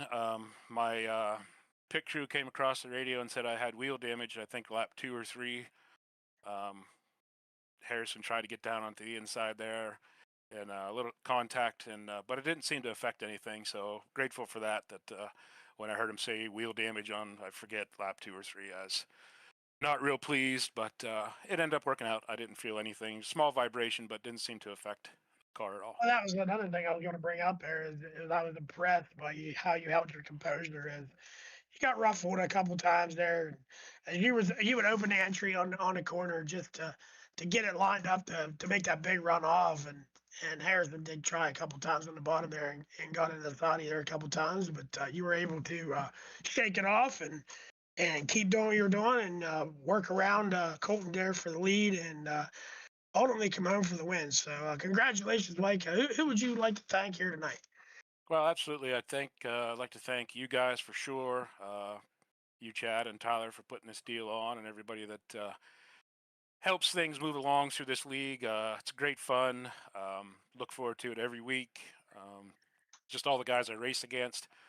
Some good, clean racing. Yes, we bump and bang a little bit here and there, but obviously we're going to have that.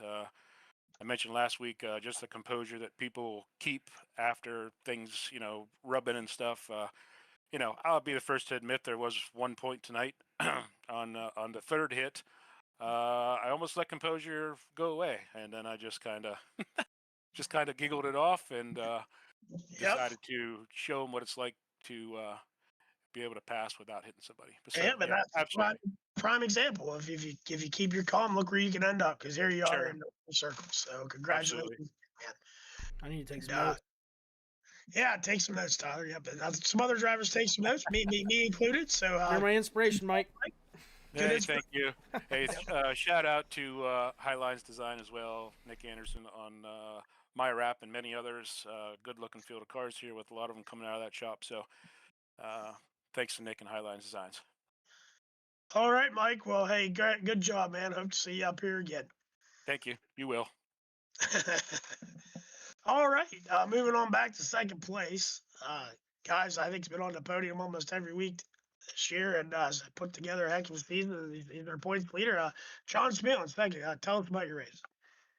Yeah, definitely. I wish we would have had about 10 more laps. I think I might have had something for Mike.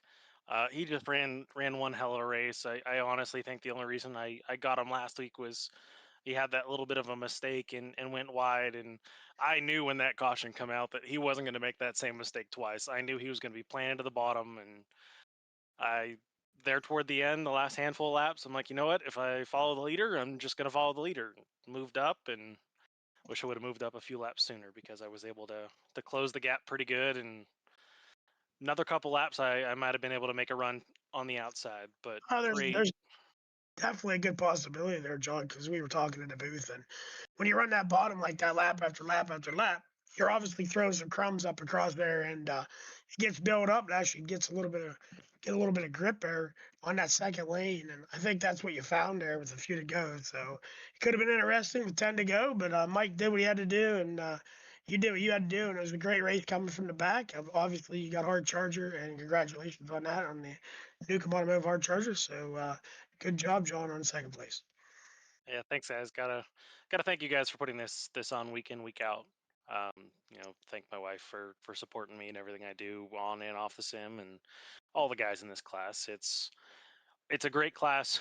A little bit more rubbing and racing this week than I think what we've had in weeks past. But that's just, you get toward the end of the year, frustrations kind of build up. But overall, everyone was able to keep her going the right way. And just again, it's a kudos to you guys and what you've been able to put together with this group. All right, John. Well, thanks a lot, man. Thanks to you too, and I'm sure we'll see you back up here in weeks to come. Yep. See you guys. Rounding out our podium in the third place, another good run. Well, probably not where he wanted to finish, starting on the front row, but hey, still a good points night, good finish. Colton Joyner, another solid run here in third place. Definitely not how I wanted it to go, but I'll take it. It's a lot better than what I did last week. I wasn't sure where to run, so I started around the bottom there, and it felt like I could run the top side a little bit higher, but that bottom side, once I got up off of it, Mike was there, and he was gone from there, and I could not catch him. Yeah, Mike definitely had to roll down there, but sometimes you just gotta, not try to do more than what the car has and settle for what you got. And that's how you that's how points champions are made, is you don't try to overdrive what you got. And I think tonight, your car is just a little bit off from the top two, but you're still fast. You go tweak it on a little bit, and you'll be right up there with those guys. Definitely struggle at Volusia every week. Seems like I can't get enough drive. I mean, it just seems like they just pull buses on me coming out of the corner. But yeah, got to work on it more and get her going. All right, bud. Well, you still ended up on the podium, so it wasn't a total loss. But who would you like to thank here today? I'd like to thank you guys for putting this on every Tuesday, and I'd like to thank HighLine Designz for the wraps, and thanks everybody for watching. All right. Well, I'm sure we'll see you up here in the weeks to come, and we're gonna end that on that note and get ready for our big block modifieds here. Be the KDJS Design Big Block Modifieds. Yeah, we're gonna take a switch. Yeah, we're gonna take a switch to Oswego here with KDJS Design's Big Block Modifieds. Last you'll see the big blocks on her, but don't worry, you'll have the late models if that's your favorite track at home. You'll have the late models on it coming up in a few weeks, but tonight we have the big block modifieds on it, so we will be right back after another short intermission with big block modifieds on track.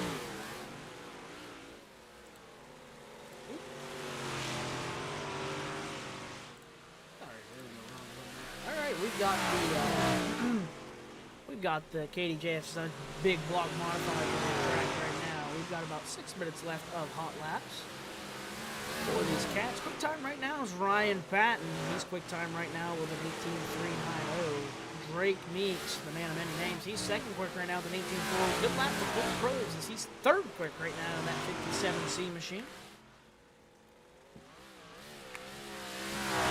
Having a little trouble getting the Ratmut to show up on the 25M machine that we normally see, but that is Byron Meeks in that 25 machine tonight. There's John Smeal, one of your rookies in that 9 machine. There's Cody Schultz, glad to have him back here tonight. We haven't seen him in the last couple of weeks. Last week was his wife's birthday, and then a week before that he was out for work. So missed 2 weeks with Cody Schultz, but he's back here at the dirt track here. And he rolls in here to Oswego. Behind him, there's your quick time right now in hot laps. That's Ryan Patton. He's got the momentum rolling right now in this season. As he, unfortunately, Byron Meeks is quite far out of grasp, but he's got this momentum rolling in the right direction for him late in the season. There's another rookie here with us, the 57C machine of Keaton Groves. Like we said, he's third quick right now. Good lap for him. Oh, he's in the fence. Luckily, none of that matters.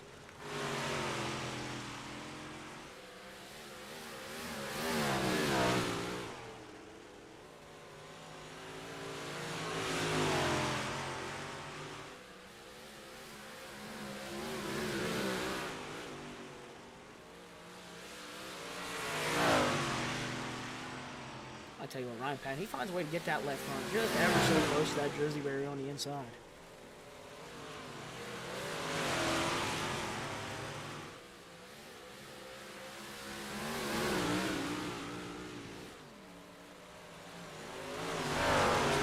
Cody Schultz there.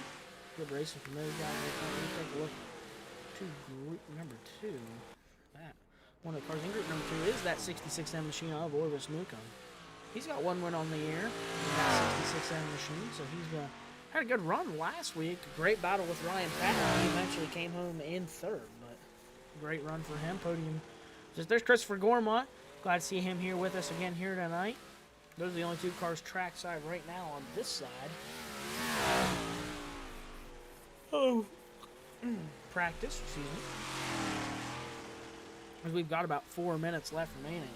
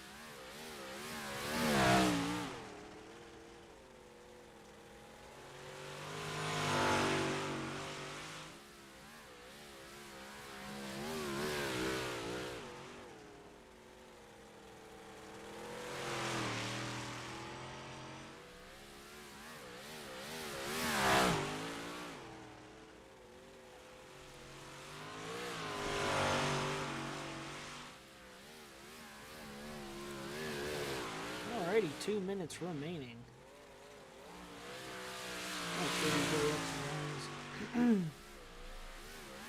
Big black modified practice. We'll move over to our previous group. We'll go back up. There's the Mundurf Warrior of the 57T of Todd Bailey. He's here again with us tonight. There's John Speed. I just want to take a moment here in these final 2 minutes. Thank our sponsors. course, the HighLine Designz Pro Late Models. I'm not sure if we mentioned it, but I did take a look. Your Newcomb Automotive hard charger of that race was Jonathan Smeal. He came from the 10th place starting position all the way up to a P2 finish, so that will tell you that he came from deep in the field. He was your Newcomb Automotive hard charger of the race. Coming up next, your Harrison Brothers Welding and Fabrication Super Late Models. Want to thank them. Right now on track is your KDJ Etched Designz of Big Block Modifieds. What you just saw the race of with your Pro Late Models and HighLine Designz Pro Late Models. Saw a couple over track specialties cautions in the Pro Late Model race, but we saw quite a few in the mechanics race here earlier tonight. But I tell you what, it's all been great racing so far tonight. As we saw both Mike Anderson and Tucker McCaslin in your back road powder coating victory lane. So both those drivers found themselves in back road powder coating victory lane. Haven't seen really anybody in the elevated outdoors hot pit tonight, which has kept the show on the road. We didn't have no damage in the mechanics race, and just one caution from Nathan Brady, I do believe, in the feature. Hope to keep everybody out of the elevated outdoors hot pit, but we still want to thank them and give a shout out to them here for supporting this league.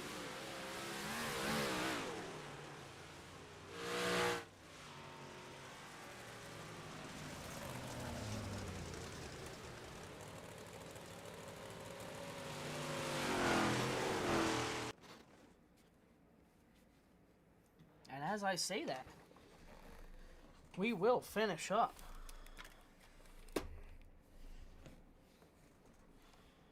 our hot laps for the KDJ Design Big Block Modifieds. My father, Chad Rougie, stepped out of the booth momentarily, so for right now, you are just going to have me on the microphone here.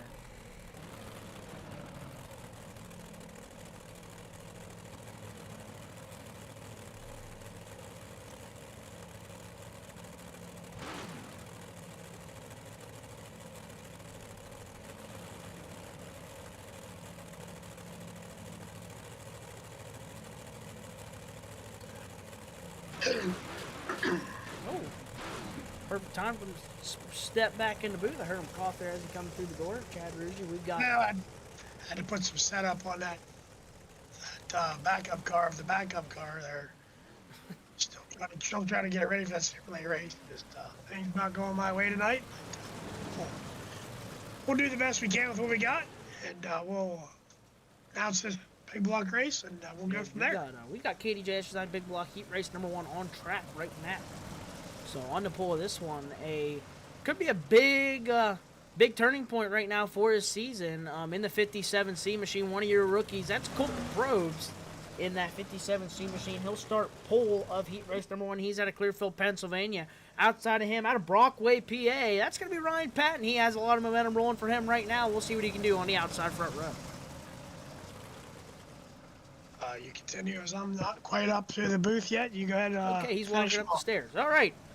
Row number 2 on the inside. That'll be the Mundurf Warrior out of 57T. That'll be Todd Bailey. He's out of Mundurf, PA. Outside of him in the 29B machine, that'll be Cody Buck. He's out of Phillipsburg, Pennsylvania. And rounding out your field in the 25 machine, that's going to be Byron Meeks, Drake Meeks, or Dippy, whatever you want to call him, the man of many names. He'll start from 5th here tonight. Here we go. Colton Probst. He'll lead him to the green flag. This could be a big moment in his career. Try to pick up his first KDJ Etched Designz Big Block Modified Heat Race win. We're green down into turn number 1. Heavy hitter on his outside as we roll into turns 1 and 2. Patton up to the cushion. Probst, good run. He was 3rd in hot laps. He'll go to lead down the back straightaway. Patton will fight back. Side by side down into turns 3 and 4. Colton Probst has it right now out of turn 4. Patton will grab a handful of that cushion down the front straightaway. First lap goes to Colton Probst. Colton Probst is going to get a little tight there getting in the corner. He'll get her set. Off of turn number 2. Does Ryan Patton have anything for him? Down the back straightaway. They'll bounce through the holes. They're side by side for the lead into turn 3. Cody Buck right there on the back deck lid of the 53P machine off of turn number 4. Patton has it by a cat's whisker now.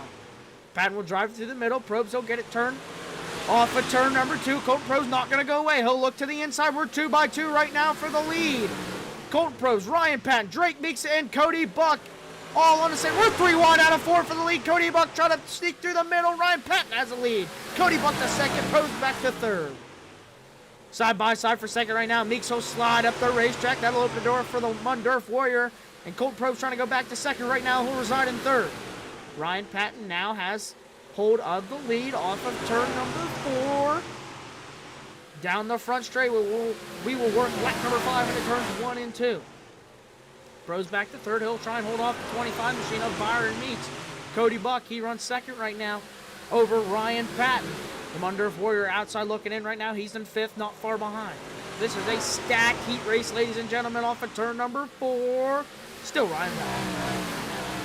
Cody Buck maybe trying to make a late race drive here, but he slides up the racetrack, trying to get a run. Colton Pro's back to the bottom side. He'll run third right now, holding off the 25 of Drake Meeks. Out of turn number 4, we've got 2 laps to go right around the Jersey barriers. Colton Pro's, he might have caught a little concrete there, but we'll stay clean and green. Down the back straightaway. We work lap 7. Cody Buck now starting to lose ties with the 53P machine. Colton Pros runs third. Still trying to hold off that 25 machine. Smeal Racing Designz white flag. One more time around for Ryan Patton. He was able to work to the lead off of the outside front row into turn number 3. He's got wholesale ground. Out of turn number 4, right around the barriers. Ryan Patton's going to pick up heat race number 1 with the KDJ Sign Big Block. Second is going to go to Cody Buck. Third, Byron Meeks will get it over Colton Pros at the line. The Mundurf Warrior, Todd Bailey, will come home.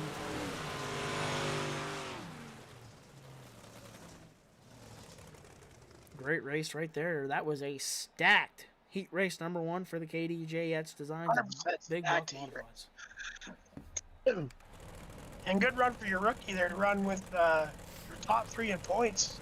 Made a race out of it there, and good job there by Probst. Yeah, Colton Probst, he's really turned up the wick here. Had a lot of speed here late in this segment of races here on the second half of the season. So he's really been picking it up there. I mean, just some stout competition. I mean, these are a mix of your super late model and your pro late model guys, you know, guys that have a passion for modifieds, and they're kind of mixing here. So there's some stout competition, guys that ran with your super late models and some guys that are trying to come up through the ranks here. So definitely some stout competition. I tell you what, a lot of 4 or 5, I mean, the guys that you can see in the top 5 were all in that same heat race right there. Oh, absolutely. And well, let's just get us started here for this second heat race. On the pole out of Clearfield, you got Cody Schultz, missed the last couple weeks.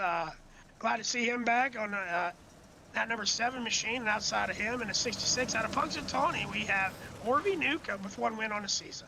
Inside row number 2, that's going to be the 43 machine of Christopher Gorman. He's sticking with us here in the 43. He's out of State College, Pennsylvania. Outside him in the 9 machine, that's another rookie. That's going to be John Smeal. John Smeal's out of DuBois, Pennsylvania. So good to see Cody Schultz back here. Like we said, missed the last 2 weeks here with your KDJ Etched Designz Big Block Modifieds. Had the wife's birthday and a work trip. Was out of town there for work, so... But he's back. He's back here at Oswego Speedway, and let's see if he can make anything happen here in KDJ Etched Designz Big Block Modified Heat Race 2. They'll fire off into turn number 1. Orby Newcomb, he'll get the early hole shot there on the outside, but we saw that this bottom side can really work. And I tell you what, Newcomb, he was the best on the cushion. Oh, that one's not going to fly. We're going to call that one back.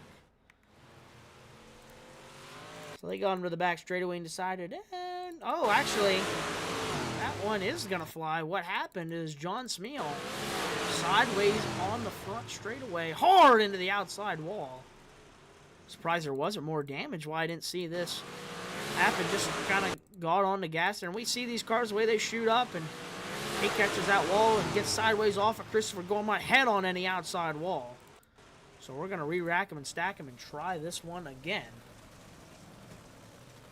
He will go into the Elevated Outdoors hot pit and call it. I do believe that means in the heat race he's going to call it. I do believe the rules.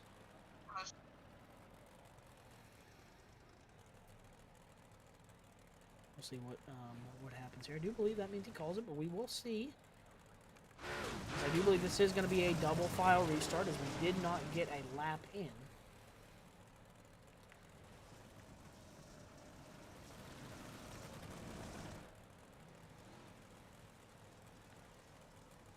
So surprised to see the 9 machine make his way to pit lane.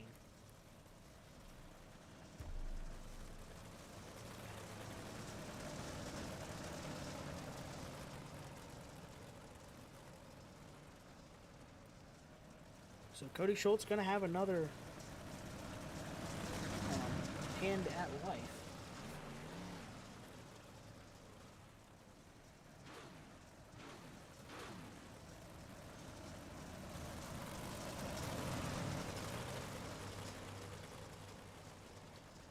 So, lights are off on the pace truck. Getting ready to go back at it. Getting ready to take them back loose here. We're going to try this one again. John Smeal not going to be out here with us. So we're going to be -1 car. Cody Schultz, second hand on life, going to try and get a little bit better of a restart here. See if he can maybe get a little bit better jump on Orby Newcomb. As they will both look for the green flag once again. Christopher Gormont picks his lane on row number 2. Here we go. There's the green flag. We're back green, side by side. And I tell you what, Newcomb's car just has a little bit more gear, just gets up and going just a little bit. But I tell you what, before we had that caution, we were talking about how Wervis Newcomb was ripping the lip last week here at Oswego. And I tell you what, he goes right back to that outside groove. He had quite the t-shirt sales. I went down there and talked to him, said he never sold so many t-shirts in his life. He was absolutely ripping the lip all night, and now he goes right back to it. Cody Schultz sideways, hold on to it. Cody Schultz will get his feet back under him here off of turn number 2. That'll let Orby Newcomb stretch the gap. So Newcomb back up to the cushion. He'll grab a handful of cushion down the front straightaway. Cody Schultz now resides in second. Third is Christopher Gormont, not but a stone's throw away.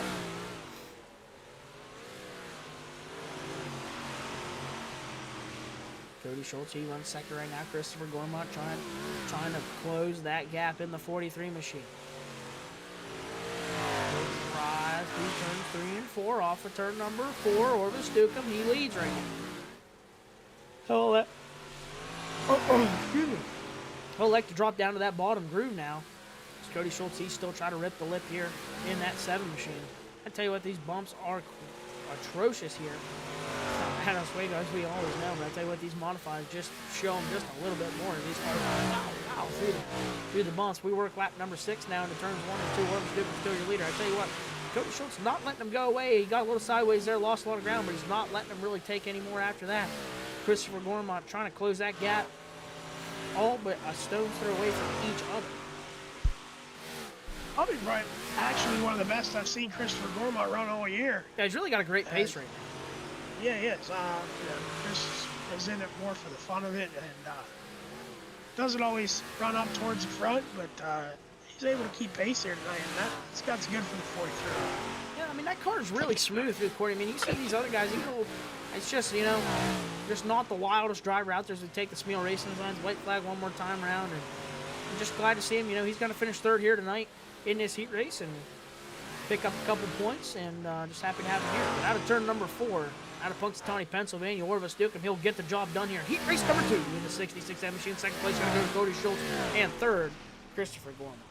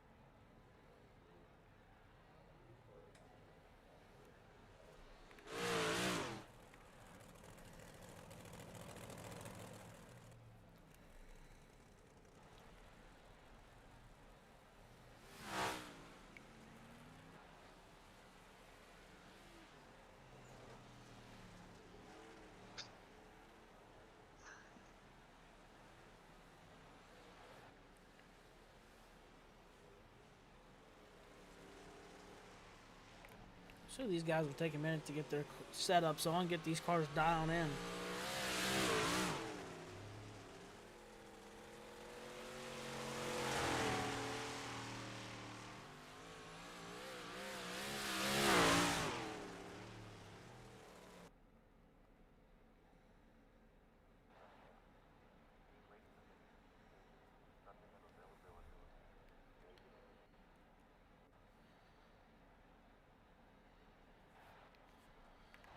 Alrighty, we've got cars lining up on the front straightaway here.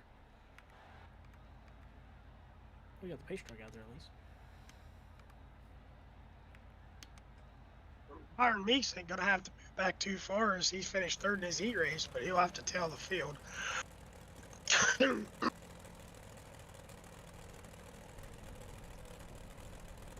Byron Meeks did make it up to third, but like you said, he will have to forfeit that position. Colt Probes behind him.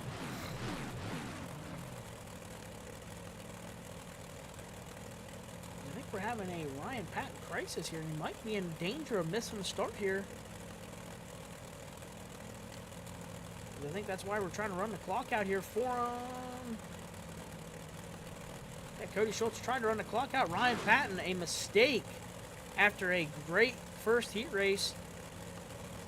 Looks like he manually disconnected and then tried to reconnect. With a problem, he will lose his pole starting position.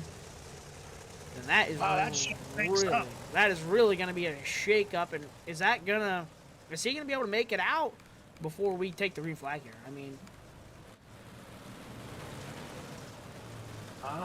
I'm not sure. I mean, he will be a missed start, and he's gonna have to probably find himself a lap down here in this one. Well, with everything that happened, that's going to put Cody Buck out of Phillipsburg in a 29B on the pole. And outside of him, out of Punxsutawney to 66N, you have Orby Newcomb. Yeah, that'll move up Colton Probes, your rookie. He'll go from a fourth place position in his heat race to now he'll start third here of the feature. He's out of Clearfield, Pennsylvania. Outside of him in the 7 machine, that's Cody Schultz. Cody Schultz, he's also out of Clearfield, Pennsylvania. He'll start outside in fourth.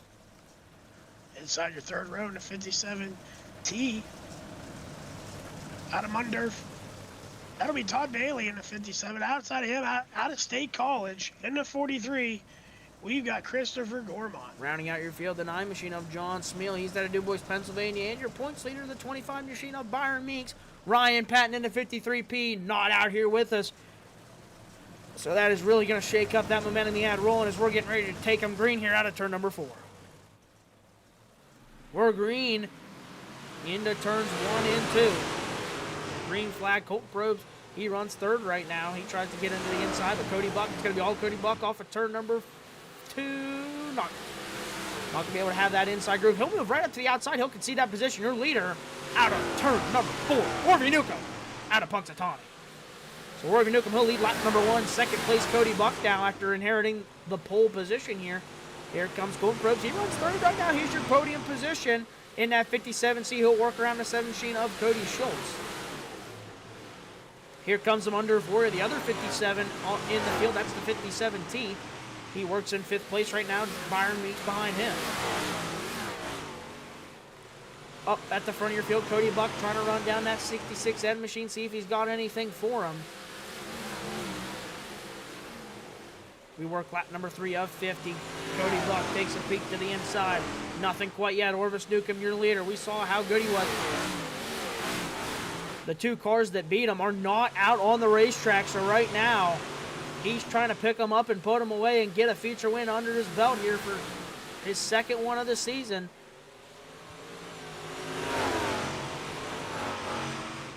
Byron Meeks behind him in the 25 machine, and Ryan Patton out on the racetrack. So can Orvis Newcomb hold off any hard charges right now? He is your leader. Cody Buck trying to look, see if he can make something happen here. 3rd place right now. Colt Probes, good run for Cody Schultz. He runs 4th right now. Off of turn number 4. These cars starting to stretch out already. Orvis Newcomb, your leader. He's got pressure from the 29B machine now. Ever so smooth in the 66N machine down the back straightaway. Cody Buck looking to have a little bit something more. trying to maybe look for a way to set up a move. But I tell you what, this outside looks to be where these guys want to be right now. And Cody Buck can't quite get there off of turn number 4.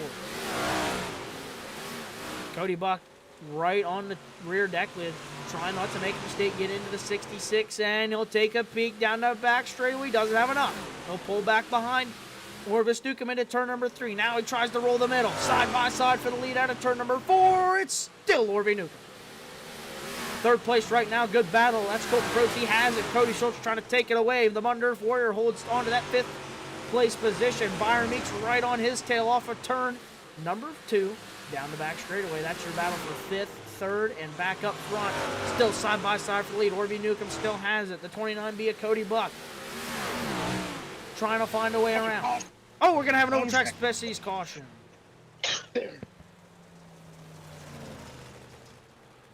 That will be for John Smeal. I do believe, yeah, we have. Oh, Ryan Patton did make it out on the racetrack. As he was on the racetrack racing under the 9 machine of John Smeal. He gets under John, and John just maybe hangs the tail out a little bit more than what Patton was expecting. Probably expecting that car to shoot up to the wall, and Smeal just a little far down. Just a touch of contact there between the 9 machine and the 53P machine, and it sends the 9 into the outside wall and around. So that will be the cause for your caution. But Ryan Patton is out here, but I do believe he will be scored 1 lap down. So Ryan Patton, 1 lap down, hoping for maybe a couple of guys to not make it through this. But I tell you what, these modifieds they're tough, man. I mean, they're just strong, and you just don't lose cars.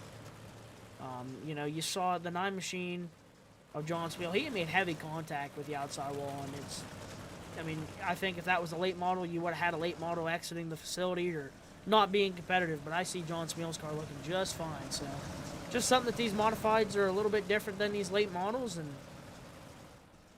Chad, they have the Chad, drop the.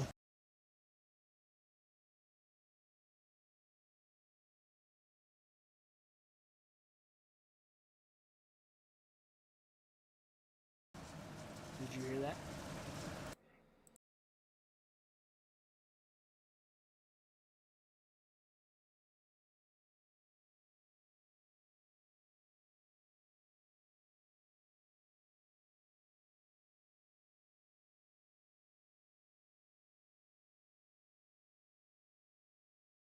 Okay, you might have had some interference there. That was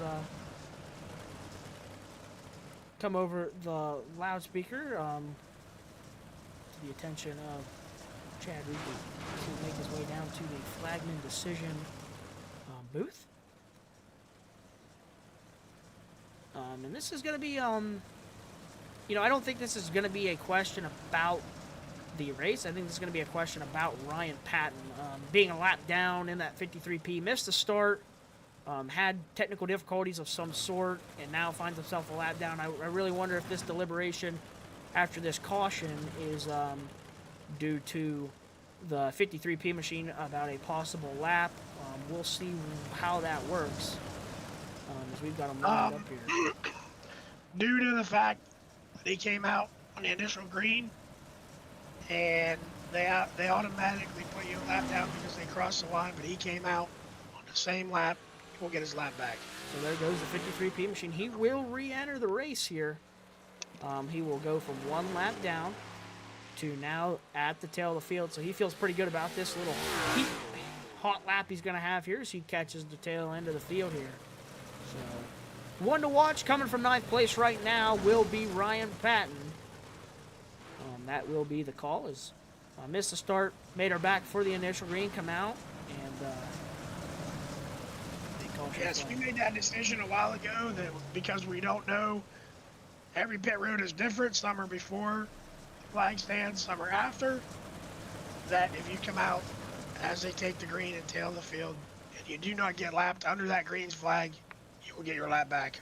So heads up decision, and that will let the pace truck drop off now. We're getting ready to turn them back loose. Orby Newcomb, your leader. Cody Buck, he'll pick the outside.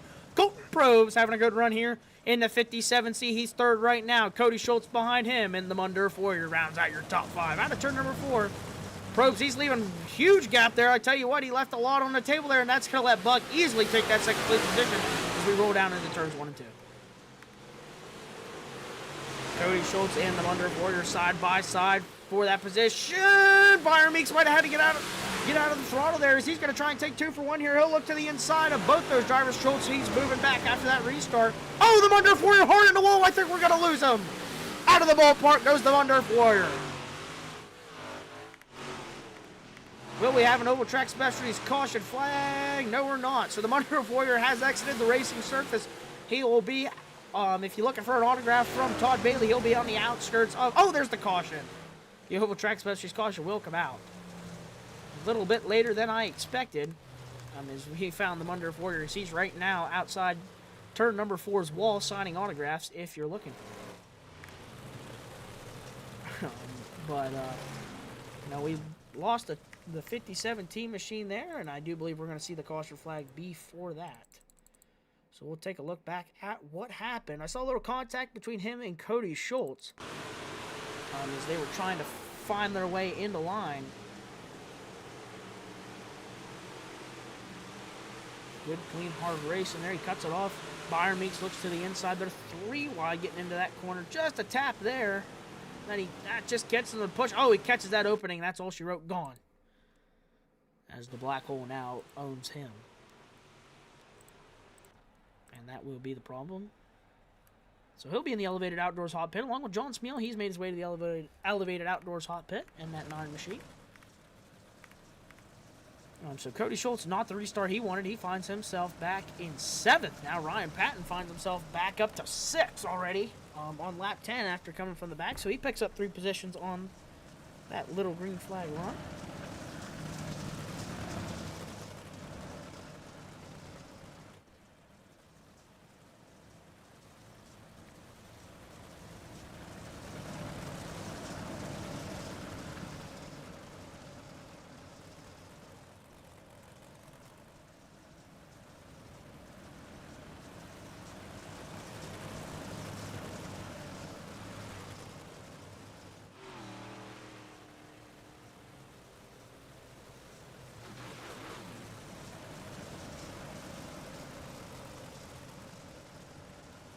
Alrighty, we've got it figured out here. We're getting ready to turn them loose here out of turn number 4. Orby Newcomb on the point. 2nd place, Colton Probes. 3rd place, Cody Buck. We're green out of turn number 4. Good start for Ryan Patton. He was almost looking to go to the outside of Colton Probes right there. Not going to make it happen. Probes, he's going to shut the door. He'll move up into 3rd. Here comes Byron Meeks on the bottom. We haven't seen that car be too flashy so far yet tonight, but he is making his way up through the field. He runs 4th right now. He'll send it in on the inside. He'll slide up to the middle of the racetrack. He'll leave a lane for Colton Probes to drive back around on the outside. Ryan Patton, he runs 5th behind him. Orvis Newcomb still your leader over Cody Buck. Those two married around the outside. Colton Probes following suit. Now you have Meeks and Patton. They're the ones that have found the bottom. They're trying to roll around there. Top 3 on the top. 4th and 5th on the bottom. This is getting 5 cars under a blanket here. Colton Probes now under fire for that podium position. Meeks has it at the line. Probes will go back to 4th. Now he looks to maybe try and go back to the bottom. Caution out. Oval Track Specialties caution is back out. This one might be for Christopher Gormont. He was getting everything it was worth outside there tonight. Just got a little high there. Around he went. Caught the outside wall. John Smeal collected. He gets a turn back around, but that will be your Oval Track Specialties caution. He'll make his way to the elevated outdoors hot pit.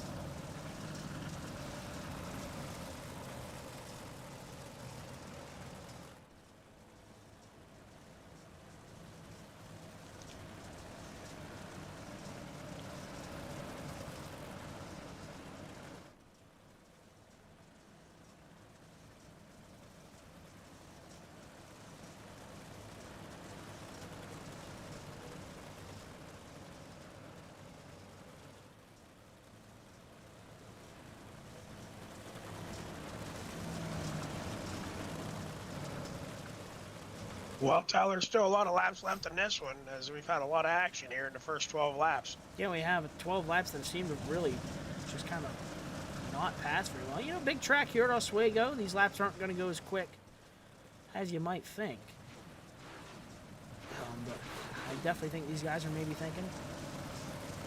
We were getting ready to have the race heat up there, so we'll see what these guys get under. There goes the pace truck off the racetrack. Still, like we said, only lap 12, but great race for Colt Probes right now. He runs third still. He's holding off these two veterans behind him pretty well here. Orby Newcomb, your leader, trying to pick up feature win number 2. Cody Buck, it's been a while since he's seen victory lane. He's looking to get it back. We're green out of turn number 4. Cody Buck, he'll get that outside hole shot. Probe's going to try and follow right in. That's going to let Meeks just drive to the inside. He'll look to the inside of Probes for third. He'll close the door down the back straightaway. Probes back to fourth. Here comes Meeks.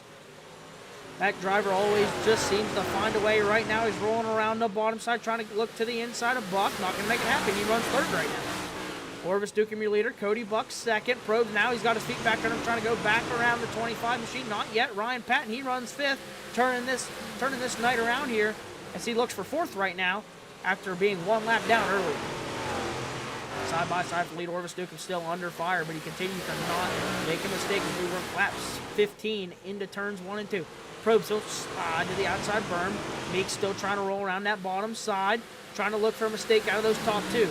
Cody Buck continues to just run right behind in the tire tracks of the 66 end, not really looking to make anything happen. Here comes Byron Meeks. He gets a good run that time. Side by side for the lead.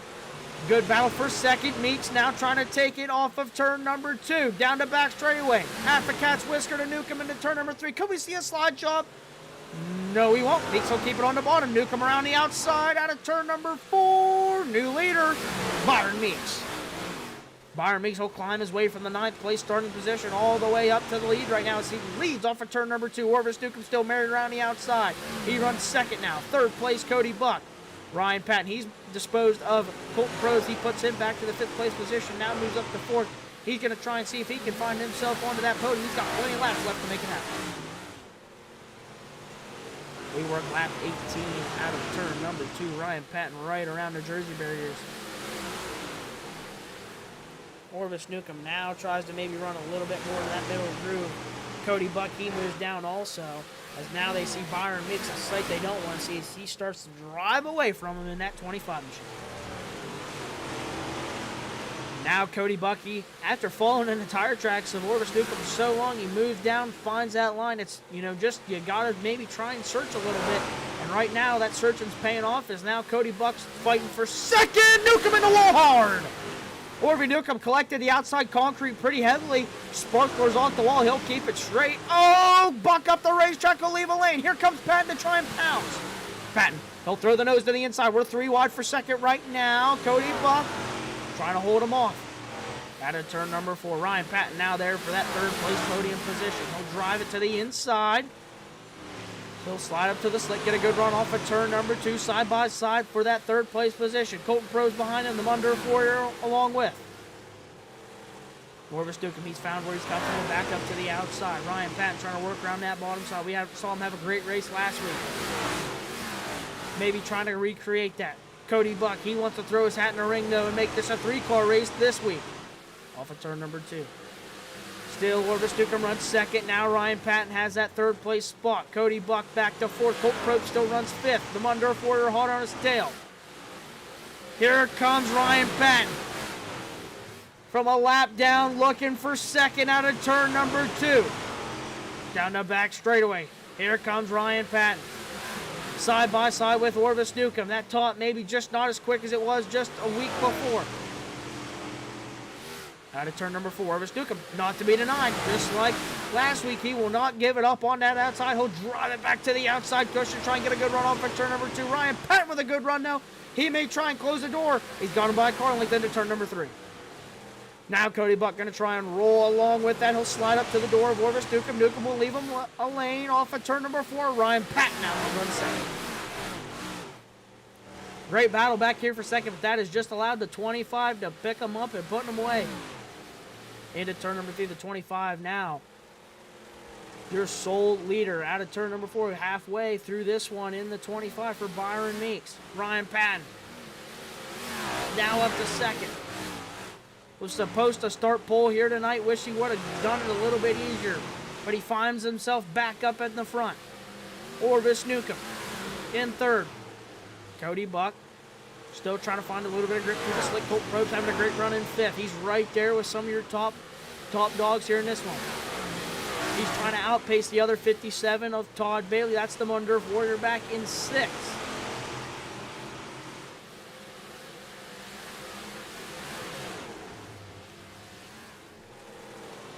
Actually, I do believe the Mundurf Warrior of Todd Bailey, he might actually be found a lap down. So right now, he actually runs ninth. So he's out of the party for this one, but maybe trying to find himself up through the field after he left the ballpark. Might have got back on the racetrack just a little bit late. So Todd Bailey out of this one. Cody Schultz is your sixth place runner behind Colt Probst. Great battle up here for third. As that battle rages on, Orvis Newcomb, he won't leave the outside cushion. Because I'm starting to think he knows that them t-shirt sales were going to make up for his paycheck if he just runs 30 here all night right around the lip as he continues to grab. He grabs concrete. That time he's in the wall. I talked about him too much. Go to Orvis Newcomb's trailer and buy a t-shirt. He just put her in the concrete for your fans at home. That's going to let Cody Buck move up into that third place position. He'll slide up to the cushion and take that spot away. Back to fourth goes Orvis Newcomb. Can he try and get his feet back under him and find that same groove he had? Colton Probst behind him. He runs in that fifth place spot.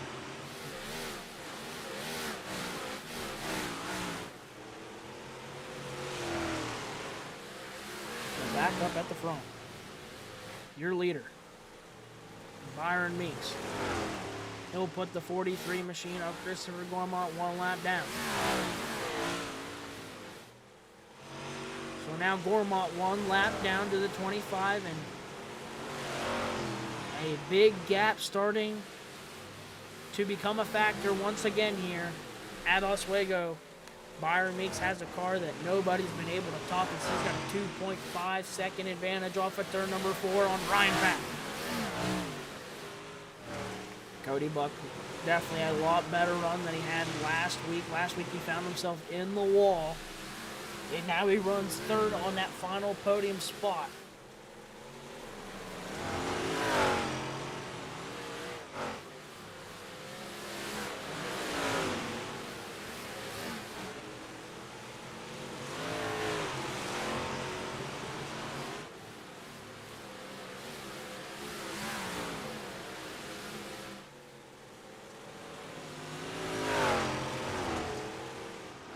Card hard to the front stretch wall. Oh, that's John Smeal. We will see the overtrack specialist caution flag come out for John Smeal. I think John not very happy with the way the car's been handling. And there was contact with your leader, Byron Meeks there. Just a little something, you know. Like we said, John is he's a rookie here this year. Just a learning thing. This is the same thing that happened earlier in this race that put him almost a identical crash between John Smeal and John Smeal, Ryan Patton, and Byron Meeks and Ryan Patton. Just you know, that guy on the bottom, he's got to come up, and he's not expecting the car on his outside to be kind of in that middle of the racetrack there. He's thinking he's going to be couple car lengths that he has to the wall up there, and unfortunately John Smeal finds himself back head on hard into the outside wall. Your leader able to continue on. So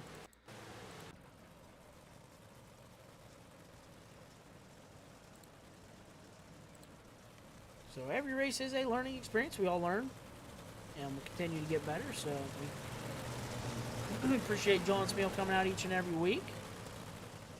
Definitely finding a little bit more speed every time. We'll see if he finds himself into the elevated outdoors hot pit. He will not. Looks like he might have already found enough.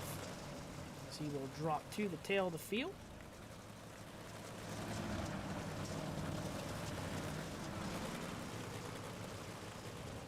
And that will erase a 2.5 and growing gap that Byron Meeks had on Ryan Patton. So we will have to see if that becomes a factor. Now we're 35 laps into this one. See if Ryan Patton can really put a staple on the night here. Had to come from a lap down, got his lap back, and now runs second. Cody Buck on his outside, so Patton picks that inside groove. Buck on the outside, Newcomb in fourth. Great run for Colton Probst. He runs fifth. Out of turn number 4 here. We can go. We're great. Great restart for Ryan Patton. He'll get a good bite on the inside. He'll stay right with the 25 M machine down into turns 1 and 2. Orby Newcomb, he'll roll through the middle. Off of turn number 2, down to back straight. Probst, he'll lose a spot to Cody Schultz. They'll be side by side back there. Byron Meeks having a little trouble creeping away right here on this restart. Let's see if anybody has anything for him. Here comes Cody Buck on the outside of Ryan Patton now. Buck's got it rolling on the outside. Orby Newcomb not letting him go away. Patton on the inside.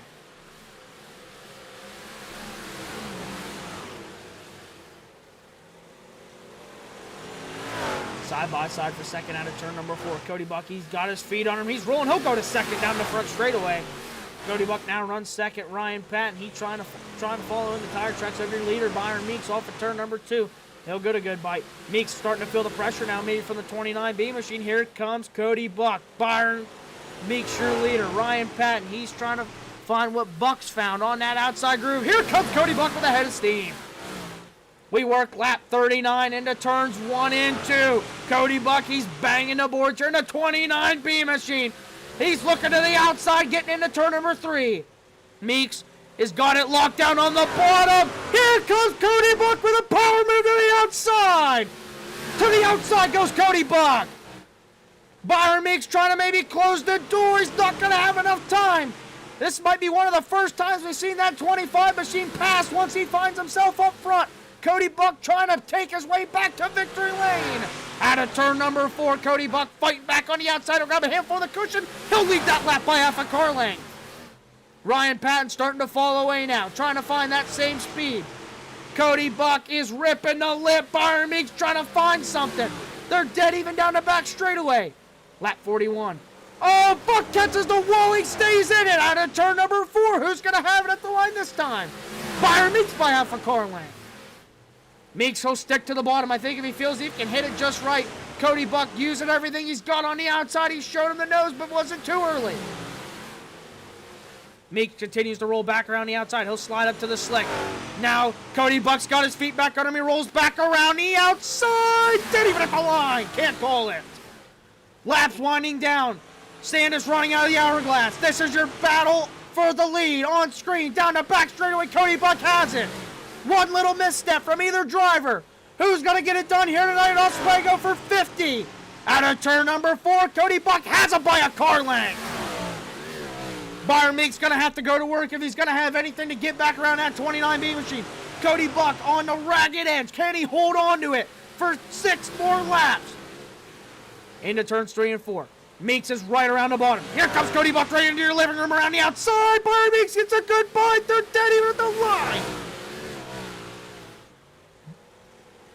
Byron Meeks, he'll turn the car off the bottom. Cody Buck can't make a mistake on the outside. He's got him off of turn 2, half a car length to Buck. Into turn number 3. Cody Buck gets a huge run off of turn 4. He hits it right that time. No! Oval Track Specialties caution, no! Oh, man. What a race we had brewing. We needed a PSG.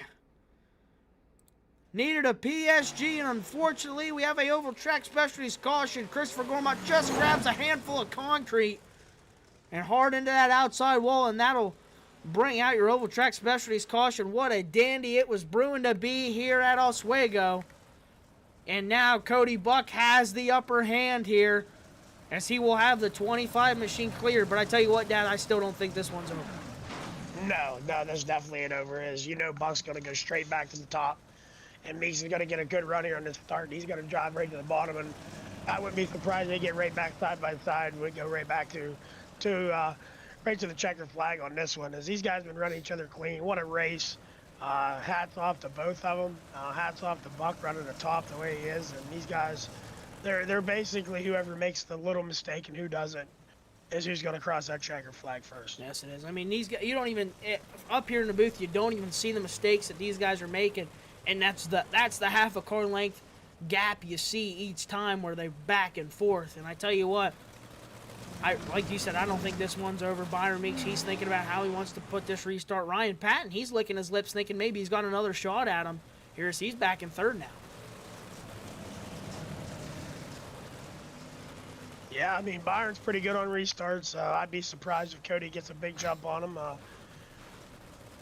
I guess we'll find out here in about a half a lap. Yeah, we're going to find out. Pace truck is going to duck off. Cody Buck, race in his hands in the 29B machine. We'll see how he takes this restart. Cody Buck, your leader. Byron Meeks back to second. Third place, Ryan Patton. We're green out of turn number 4. That's not a great restart for Cody Buck. Here comes Byron Meeks to the inside. Byron Meeks was able to pounce on that. You saw him just miss that grip, but I tell you what, Cody Buck right back up to the lip off of turn number 2. He's trying to hold back that 25 machine into turns 3 and 4. He's up on the wall. He's in the wall. Gone. There's the mistake we talked about. Cody Buck is gone. He'll be signing autographs outside of 3 and 4. And that is going to be all she wrote, I do believe. We'll see if anybody has anything for Byron Meeks, but he just saw his race fall into his lap here as we work lap 47. Ryan Patton runs third. Orvis Newcomb trying to get it rolling out there, but he runs third. Colton Probst, good run, runs fifth. Or excuse me, he runs fourth right now. Fifth is Cody Schultz. Off at turn number 2, your race now in the hands of Byron Meeks. I tell you what, you got to think that the 29B is in the pit shaking his head right now. He had it in his hands there. 2 laps to go for Byron Meeks. Just a slight overstep in the race car, and this one's going to get away from him. Into turns 3 and 4. Smeal Racing Designz white flag one more time around for Byron Meeks after a heated battle with the 29B machine. Final times through 1 and 2. Ryan Patton trying to find a little bit of something. He'll go to the outside, but it's ever too late as Byron Meeks is going to come from the 9th place position. He's going to drive all the way back to the front and pick up another one here at Oswego with the Instigators. Second from a lap down goes to Ryan Patton. Third, Orvis Newcomb on another good run. Is that the exact same finish running order as last week? Shout out to Colton Probst as he came home with a close fourth as he was putting heat on Orvis Newcomb there, and good run for top 5 for Cody Schultz. Yeah, great run for Colton Probst and Cody Schultz. They really kept their cars clean and made it happen. Colton Probst, like we said, a rookie. He's been getting better and better each week and finds himself 4th top 5 run for Cody Schultz. But I do believe we have the exact same top 3 that we're going to talk to in the same order here tonight at Oswego as we did just a week ago. Yeah, I believe you're right there, Well, Tyler. here's the Different difference. race together, but The different race.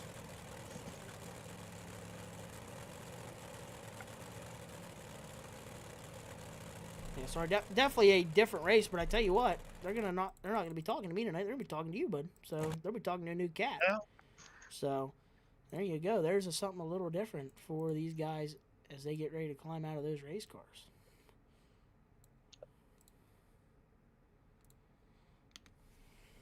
Speaking of these guys, we got our feature winner just walked through the door, and take a moment to congratulate Drake Beats on another win here.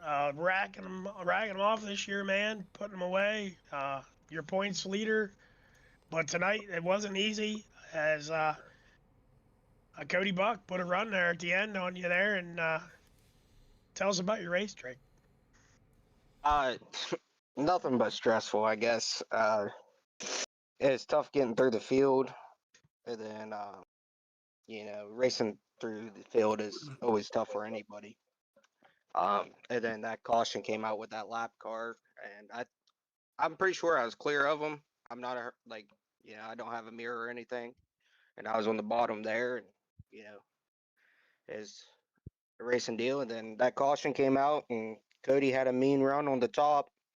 And then that last restart, I don't know what had happened, and I seen he disconnected and he was gone. So he had a good run there at the end, and Yeah, I think carried the end there. Just that caution took him out of his rhythm, and he tried to get back into his rhythm there on the top. And you know how it is to try to get rolling on the top again. And he just oversent it a little bit, and out of the park he went. And he was just probably upset with himself. He knew he had a chance there, but anybody that can pass you this year here is kind of a big deal. Is you've been the man to beat, and I'm sure he was upset with himself because he had an opportunity, but you held the bottom, worked your way up on the bottom most of the way, and you held to it and pulled yourself out another victory. yeah, I mean it was tough. These guys race side by side every week and everything, and coming through the field is like you said, it's never easy. And I worked my way on the bottom there, and bottom was good the whole race, and I didn't know the top had that much left. Yeah, that's sometimes you're out front, you're a sitting duck, because other guys can move around and try some different stuff. And he found something there, and he was able to get a good run there. And it was going to come down to the wire because there were about 3-4 laps in a row. It was you, then him, then you, then him, and it was going back and forth, and it was setting up to be an exciting finish. And then that last caution came out, and that was all she wrote. But congratulations, and anybody you'd like to thank? Thank you guys for putting this race on every week, like always. These guys for racing side by side clean. It's always a blast, and just everyone in this program. It's fun. All right, man. Well, thank you, and I'm sure we'll see you back here in weeks to come. Thank you guys. Well, speaking of all kinds of things that happened tonight, we're slide on down to our second place, and a lot happened to Ryan Patton tonight as he was your pole sitter, and something happened there. And had a delay in the pits. Was able to come out, tail in the field, and get a break, get a caution, get his lap back. It's something we do if he made it out on the green just because of where the start finish line is, and he was able to come from the rear, get a second place run, a good run, Ryan. Thank you. I had a Oculus disconnection randomly out of the blue. Yeah, they seem to be. I have that little problem myself tonight, as I'm going to be running without Oculus. So they're great when they work. Once in a while, they'll give you some trouble, and man, it can cost you, just like a real race. And I swear to God, they're like a real race car where you just never know. You better fire it up, so you don't know whether it's going to start each time you flick the switch. So you were able to make something out of nothing there, and got back in time to get out there before you went a true lap down, and so you were able to get back on the lead lap, and you made a good run to the front. Looked like you were just a little shy off of what Buck and Beach were running there at the end, but maybe you burnt your tires off a little bit coming up through. But either way, you had a good hot run tonight. Yeah, I definitely did not have anything for the top as usual. I'm kind of a bottom dweller in these cars, but I felt like if I would have not had that issue and would have been able to start on pole, I might have been able to give Meeks a run for his money. But when you're already behind him and you're running the same line, it's kind of hard to do anything with it unless somebody screws up. So, well, that's for sure. Clean air does matter in here, and it's easier to be the guy out in front when you're the guy behind running the same line, and you got to change your line and try to pass somebody. That makes it really tough. So he definitely was running the same line as you. But anyhow, anybody you'd like to thank here? yep, you guys and everybody in this class, and I appreciate everybody's patience whenever we were trying to figure out that little bug. Well, that's what we're here for. That's what we have the little discussion room for now that we added into the league. Is like we always say, we're always trying to better this every year and try to find. We have little loopholes and little glitches to try to find ways to make it better and to make it the best league out there. Hopefully someday, I mean, some guys say it already is, but I just want to make it one of the best we can. And we got some of the best drivers, and I just appreciate you what you do, and good run tonight. Thank you. Moving on back to third place in the number 66 N, we got Orvie Newcomb, who had led some laps early. Was right on the top. Thought maybe he had something tonight, but it seemed like the top went away on him a little bit, or his car went away a little bit. But still, solid run to come home in third. Tell us about your race, Orv. Well, I had a good car early on, and it just went away on me, and it's a mixture of both the track and the car, I feel. Yeah, it's looked like it like starting to slow up for you a little bit there on entry. You had to wait on a little bit, is what I was seeing, and that's just all it takes out here with these group of guys. And everybody's so good and so equal. And if you're off just a tick, that's the difference between first and fifth. So still to come out here with the top three, another podium finish. Still a great job. Anybody you'd like to thank? I'd like to thank you guys for putting this league on. My parents. That's about it. All right, Orvie. Well, we'd like to thank you too, bud. You do a lot for this league also, and you are one of the original guys in this league. We appreciate you, and I appreciate you supporting us. And good job tonight. Well, thank you. All right, Tyler. That pretty much wraps it up. It's time for us to go put our suits and gloves and helmet on and get ready for our super late race, and let somebody else take this over up here in the booth. Yeah, I suppose. I have 3 races, 2 weeks in a row, and I've gotten my fair share of hooting and hollering. So hopefully I can be cool, calm, and collected here on this slick Lucas Oil Speedway coming up, and maybe talk to the guys in the booth. We'll see what happens. Yep. You're rolling on the backup car, so if you roll around me in the backup car, I'm pulling in. So just in case anybody's wondering. Don't expect to see me, but I'm just happy to be out here. I tried not to get laughed tonight. No, but we're thankful for everybody watching here tonight, and I'll take a look here. I do believe that Byron Meeks is most definitely going to have to be your Newcomb Automotive Hard Charger of the race. Ryan Patton would have been a candidate. He did come from the back also, but Byron Meeks from dead last to the lead. So he'll be your Newcomb Automotive Hard Charger, and that'll wrap up this half of the stream, but don't go anywhere. We've got the super late models coming right at you in just a few short minutes. Yeah, I hope we can put on the show like the first two. That'd be good to go. How about it? We'll see you here in just a few.